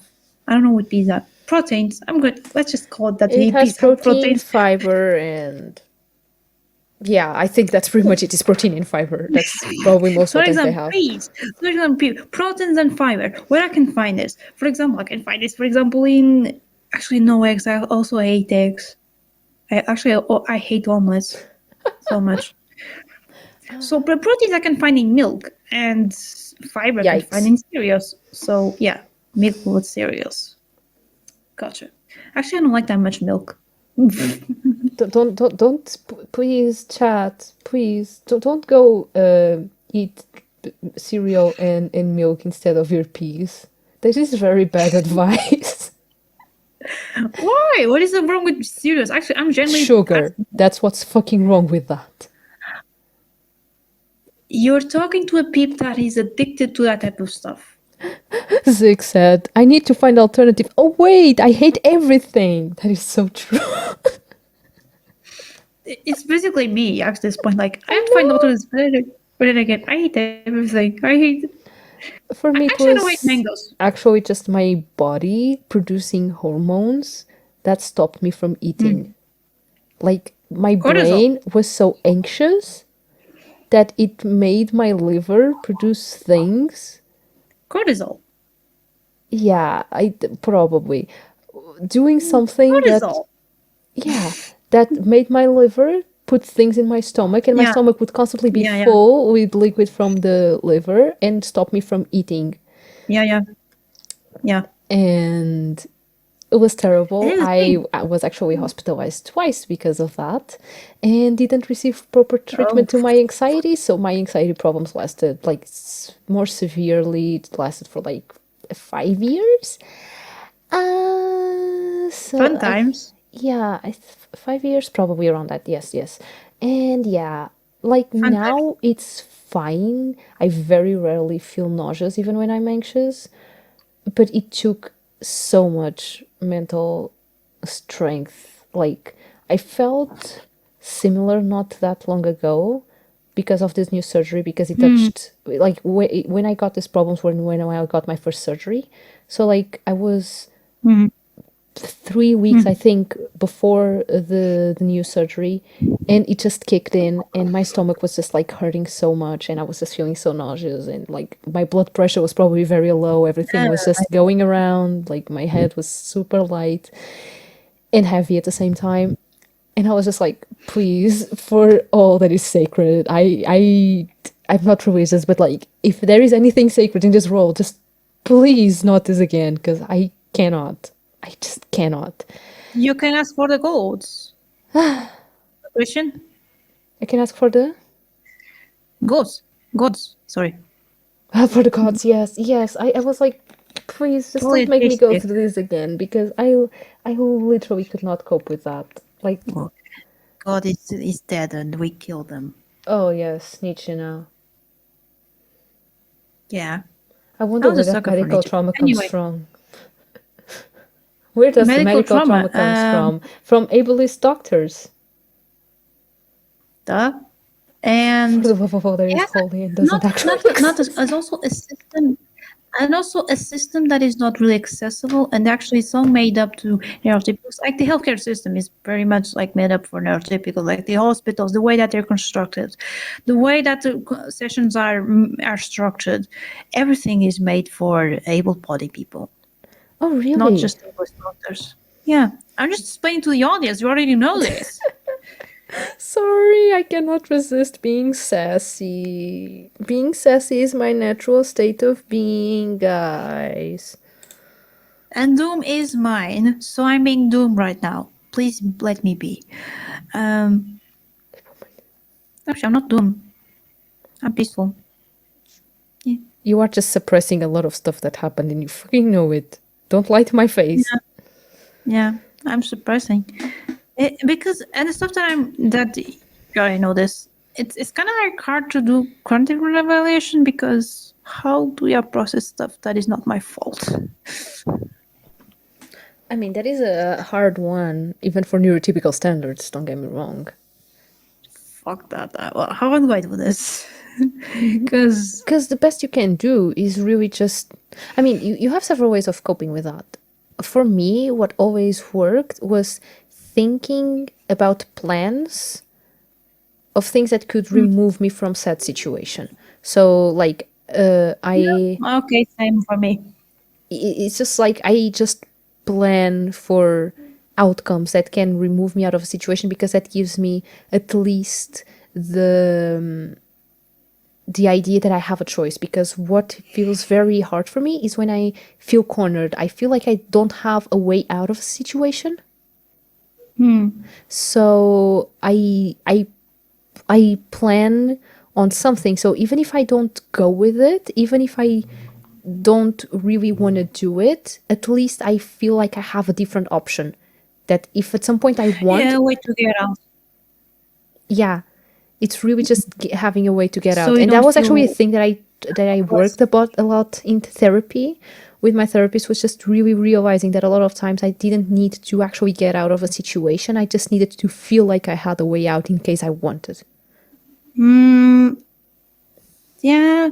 I actually just think that I do a lot. Like I think of getting out, which has also kind of like to do with avoidance, because you also avoid, you think of ways of getting out of the situation, which where it could actually be a positive side, the only probably positive side of avoidance, because you think of ways of get out of the situation, and certain situations actually useful because sometimes it's really just get out of there. There's no other options. So But so it makes it at least more bearable. For example, if you know that you need to remove yourself of a situation, but you have to wait for 3 months until you get out of that situation. But just the fact that you oh know yeah, that you will have a way of doing yeah, that will yeah, thrive you through all those 3 months every single day, just because you know that you will get to that one day and you will be able to do stuff about it. But if you don't have that, yeah. you'll just panic and we'll just feel miserable. You enter a loop of this, like, this is unfair and I can't do anything about it, and this is miserable, and it just Okay, start this is looping on actually, that. yeah, it's actually useful. Yeah, actually, define the coping mechanism is actually useful in that. Actually, now that I think of it, like if there's actually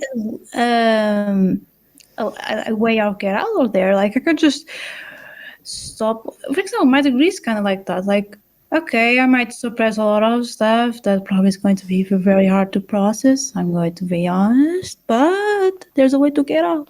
At least, even if sometimes I don't believe it, there's a way to get out. Um, and yes, I do a lot of suppressing as well. And And I actually I created strategies to suppress that stuff so good that I'm actually proud of, but at the same time, I'm also miserable. yeah, another thing that helps, like, is, imagine you make a plan, but that plan will put you in a situation that is just a different kind of messed up. Like, you are in a That's messed up situation. my fear, my strongest fear. Like, Jesus, But like, that's the thing. But that's the thing. Just the fact that you might you do a plan and you know that the situation you're going to go to, in case you go with that plan, is just a different kind of messed up. Just the fact that you can choose between two kinds of messed up already helps. At least for me, it already helps, because at least it yeah, gives me, like, I can choose which kind of messed up I want to be at, I and don't I know will. because I I don't know will. which messed up or how messed up it will be. Because I don't know how messed up it will be. Probably will be better than messed up than the other messed up that I was. Because I'm pretty now. Exactly. It's just like, even if it's just the same in terms of how bad it is, at least it will be something new, and it will not be See, hitting every single fucking trauma of mine. So I might as well. And from there, we'll see what other options we have after that. yeah, that's pretty much it. Yeah. Yeah. So Um, this coping as disabled people is going very well. been go- is going. We have a lot of trauma going on. That's why we need very creative strategy, Yeah, coping that's the thing. mechanisms. As I feel like, as someone that is neurodivergent, it really boils down to two main things. One, I have probably more trauma than the common folk, in some specific aspects at least, and the way I cope with them is very specific to that said trauma. And the second thing is, the way I perceive the world is different because I'm neurodivergent, so the way I will cope with those same things that are already different is going to be different because my brain works differently. I feel that's really the two big dimensions of coping as Yeah, a there's a neurodivergent person, is the things I have to cope with and how I cope with them are different. the which is something that I don't know if therapists actually take this into account. It depends on the therapist. Because I'm thinking, because your therapist actually thought like, oh, you are over rationalizing, you're overthinking, and then they went I like mean, the next she session. wasn't. No, she did that as a suggestion because she said Okay. herself, I don't know if it is Oh, she recognized unhealthy her or not. Yeah, limitation. Good. no. She did. And like Yeah, yeah, same thing. she Yeah. she has like her the things that she puts on the table. I do recognize that a lot of times that are neurotypical directed to, like they come from coping mechanisms that would mostly help neurotypical people. Like I feel like that those are the first options that she still checks out of protocol or routine or whatever feels the best for her. But but at the same time, it's always a, I am bringing you this. I don't know if they're going to work with you specifically. This and like for example, in that for that one thing, I wasn't diagnosed as autistic yet when she talked about the over rationalizing thing. So she didn't have that context yet. Neither did I. And when she brought that to the appointment, she did say, I don't know if your case is maladaptive or not, but I still feel like we should address this and point this out and see if there is a better way of doing this because it's consuming too much energy out of you. And she was right. It is consuming too much energy out of me. Okay. And Yeah. exploring other options was a good thing to do. It just made it so that then I got there next time and I was like, this does not work for me and this is why. I understood a new thing about me and it was helpful. Like, yes, it was not all that fun the time that I was just confused, but it allowed me to understand better why I do things the way I do. So in the end, it was a good thing that it happened.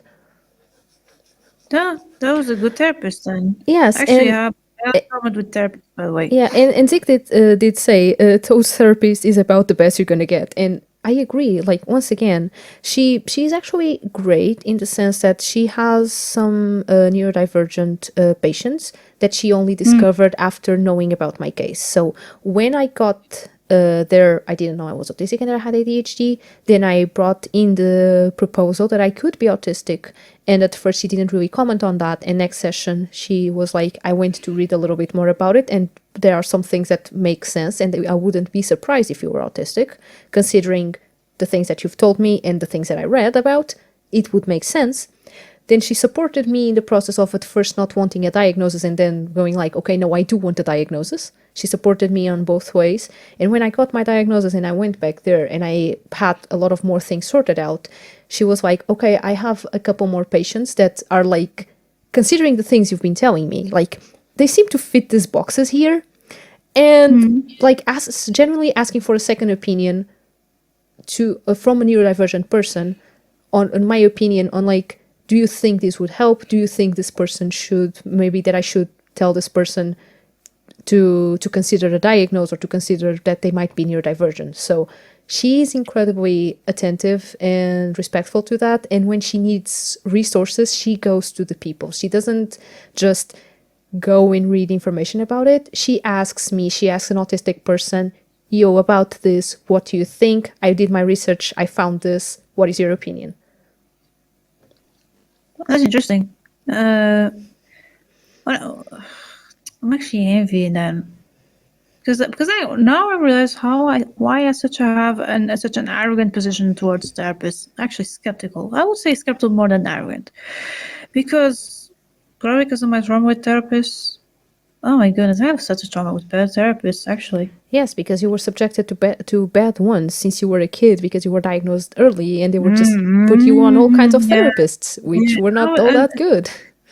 yeah, it was hopeless because, and this was actually not the last one. Okay, there was one that I went there when I was 13, and they were not understanding on the fact that I was neurodivergent. They were just thinking that I was just a shy peep. I was a shy kid, so I must do this stuff, like do this process, like just talk to people, and you will get a better self-esteem. It was such a big contradicting argument. It was just torturous. because I would talk to the peeps. I would do whatever they told me, and it was not working. And I was kind of like, oh yeah. And it was even a feeling positive feedback because I would see that it's not working and it gets me worse. It just gets me worse my self esteem. Like I'm trying. Which this is me calling out for bad therapists that are not really understanding of their context. Like, no, I'm not. I don't. I have low self-esteem not because I am shy or something, but because the result of being completely misunderstood, of being isolated, made me, because of my disability, made me having low self-esteem.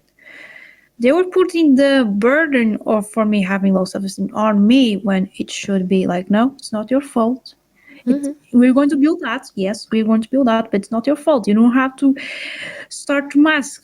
You know, this was Exactly. actually Yeah, this is and actually terrible. My goodness, I was it, 13. yeah, Oh my it god, is this is bad. terrible. That's where my therapist is a lot more understanding, because a lot of times I would complain about stuff like that. Like, people are making fun of me for this one thing that I know it is socially perceived as weird. I could understand that. Like, I didn't have a diagnosis at the time, but I knew that other people were not doing that. I was an adult and I could at least see that much, you know. And I would get there and say, I did this and this makes me feel good. I am comfortable with doing this. And it hurts a lot that people, just don't seem to understand and judge me all the time and are actually mean about this. And it doesn't really concern them in any way, you know. And her approach was always an approach of, you did nothing wrong. People will do that because That's that's the good. socialized way of people doing that. Like, people will inevitably, considering our social context, do that. They will, but you don't have to change these Oh my behaviors. What god. you can do Just is, like, she would give me like strategies of like when to do them, when not to, how to cope with when people do that, consider if those were people that I actually wanted to keep in my life or not, how to find people that would actually accepting of those things, rather than trying to change how I express myself. Maybe change the context in which I would do that if it was a thing that I shouldn't really be doing due to a certain context, but most importantly, trying to choose the right people to be like that with. so she gave you a lot of validation. Like it's not your fault. But then But also worked with me on an actual okay. solution. It's not just like, oh, everything you're doing is fine, pat, pat on the back. Like, that's not going to solve anything. Of course, it's going Yeah. to at least give you some validation of like, okay, it's really not Yeah, you. but you have But also, but just then you have to understand that all the people don't understand you. And you exactly, have to accept that.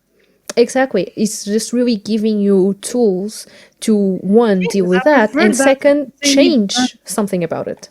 Yeah, actually, I preferred that someone said this when I was 13. Like, well, people are not going to understand it, and you know this, you deeply know this, so you have to accept that. But and that's why the thing that you're doing is completely valid because it's your way of functioning. Exactly. But then people are going to keep misunderstanding. You have to understand that, and you have to find ways to cope with that. That's the thing that I'm really going to work on. That I wish that someone told me this when I was 13, because it would be more productive than the cycle that I would get into when I was 15, when I would do anything to belong, anything to belong. Weren't we all like that at some point? We were, but I was like the extreme. That was so extreme that it went to college. I was in a group of friends. I didn't like it. I was there. Imagine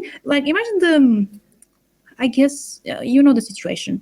Um, it was every day basically, and I have no choice because otherwise I will be alone. So I had to be there against my will because stuff. And then I would not relate to anyone. I would feel arrogant. I would feel angry. I would feel like I would not project sometimes. I would try to hide as much as I could. And Oh, yeah, I've done that at college even. And I wanted to be at college. what? I What, don't what? understand the last part. Wait, No, weren't I you, didn't understand the last part. you weren't talking about college? Yes, I was. Yeah, No, no, yeah. no, no, I was. Okay, I was just saying that I wanted to be at college and I still felt like that. I wanted to be at college. No. I'm saying that I personally wanted to be at college, Mm. and I still felt the same way that you did, like that urge to just hide and distance yourself because no one really, I couldn't really relate to anyone, and no one really related to me. No, I didn't distance. No, I didn't distance. Listen, I actually, there was a part that actually I distanced, but this was afterwards. At the time, I was like doing all the thing, like being all with spending time with them, even though I didn't want it. I deep down prefer to do anything than that, and it was damaging. It Oh, so you was, forced yourself to be in those situations. yeah, Oh, okay. because probably because it kind of influenced by what my, I would say not totally, but partially influenced by what my therapist told me. Yeah. And this is the moment that I get a little emotional. Not internally, of course, not externally, because I'm still suppressing.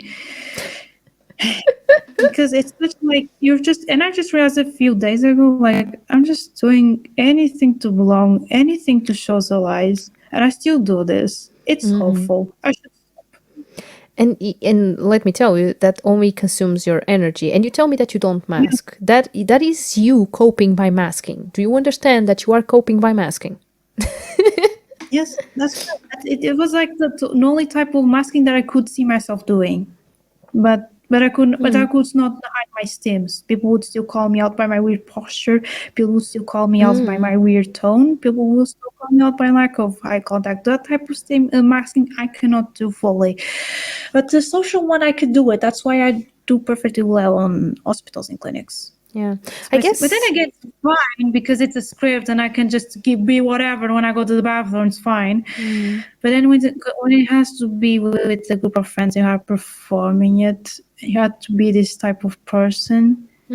It Yeah, becomes sinking. it does.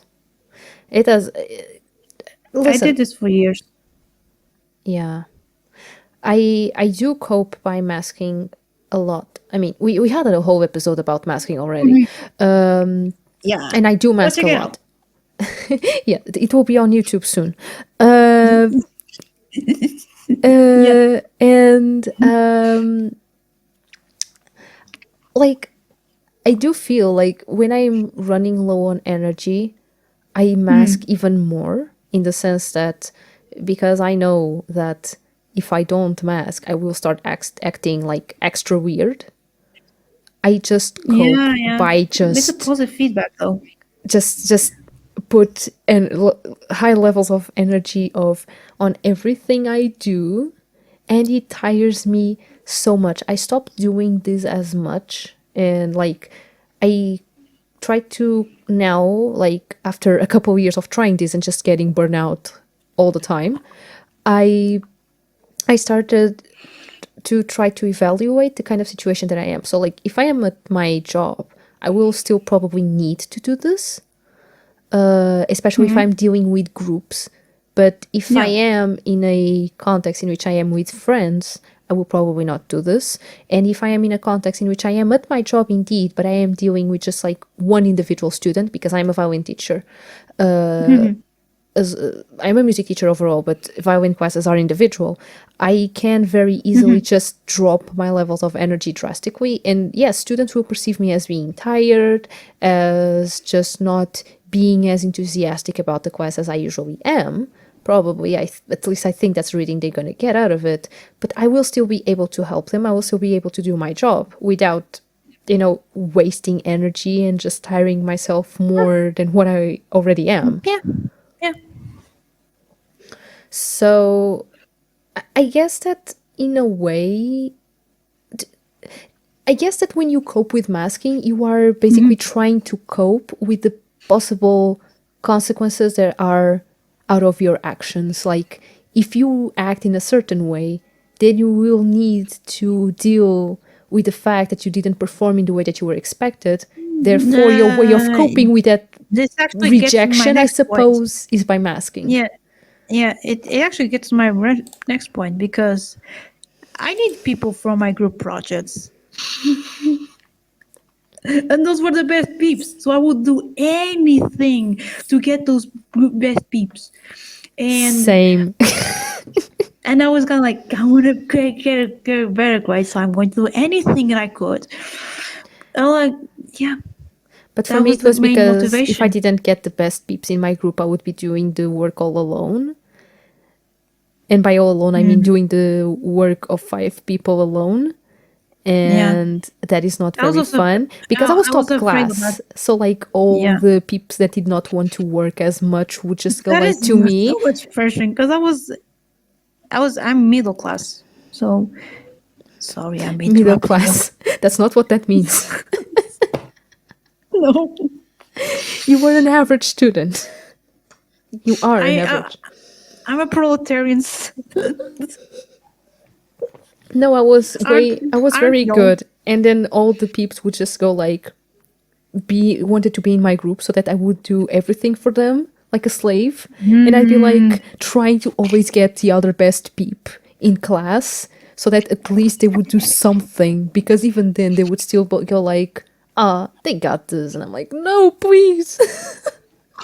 no, Don't no. leave me. Actually, there were some groups that there are some groups that had to do all the work, which thank you. And that's actually I got thrown for that because now I'm motivated to actually get the best peeps to get into my group project, even though I'm a very average student. I get it. I get it. It's so meh. It's so hard because I was afraid of failing because of a group project. I was so afraid of And it. that's the Like no, thing. I was coping with it by just doing everything on my own. Because if there's anything that trauma same. taught me, is that no one is going to be there to help you, Yeah, and same, same, same, same, you gotta perform the same, best, because if not, people are going to be same. mad at you. So I Sorry. was just like, yep, I am just going to do everything on my own because I don't even trust anyone.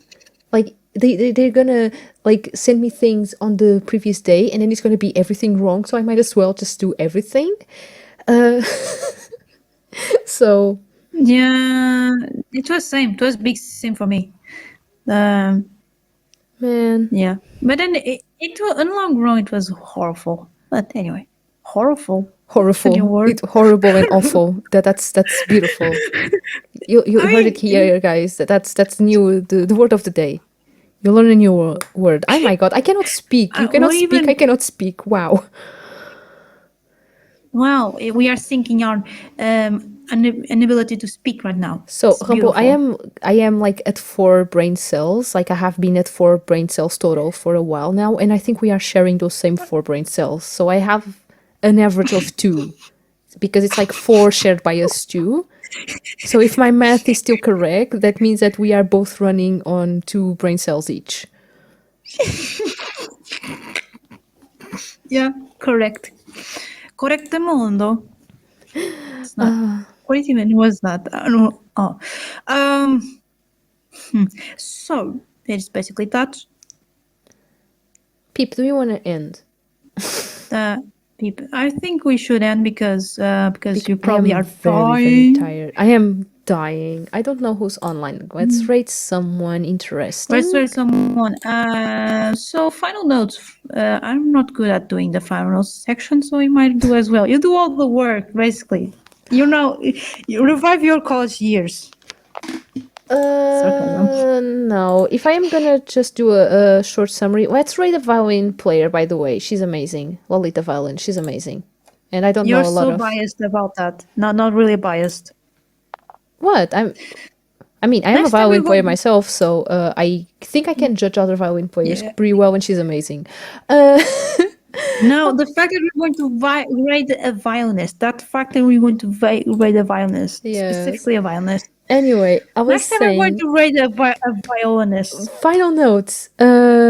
Neurodivergency affects a lot of the way we cope because of the different contexts that we have as growing up as individuals, and also because of the way that our brains function. A lot of us don't have the best coping mechanisms. We all have a lot of anxiety. Burnout happens, meltdowns happen. Masking is a thing that we do quite a lot, and yeah. We live in the doom world and we need to deal with that. Without our Yes. consent. That's basically what coping mechanisms are. We are doing with stressful things that we have no control whatsoever and without our consent, basically. That's it. Yes. And that's why we take ages to learn it, and that's why we can have a healthy coping mechanism like me. Like me, exactly. I'm coping very well with my This injustice is a trauma. You very see bad raid message, but we at least have a raid message today. Guys, let's end. I am gonna start the raid, and bye bye. Keep rocking, peeps.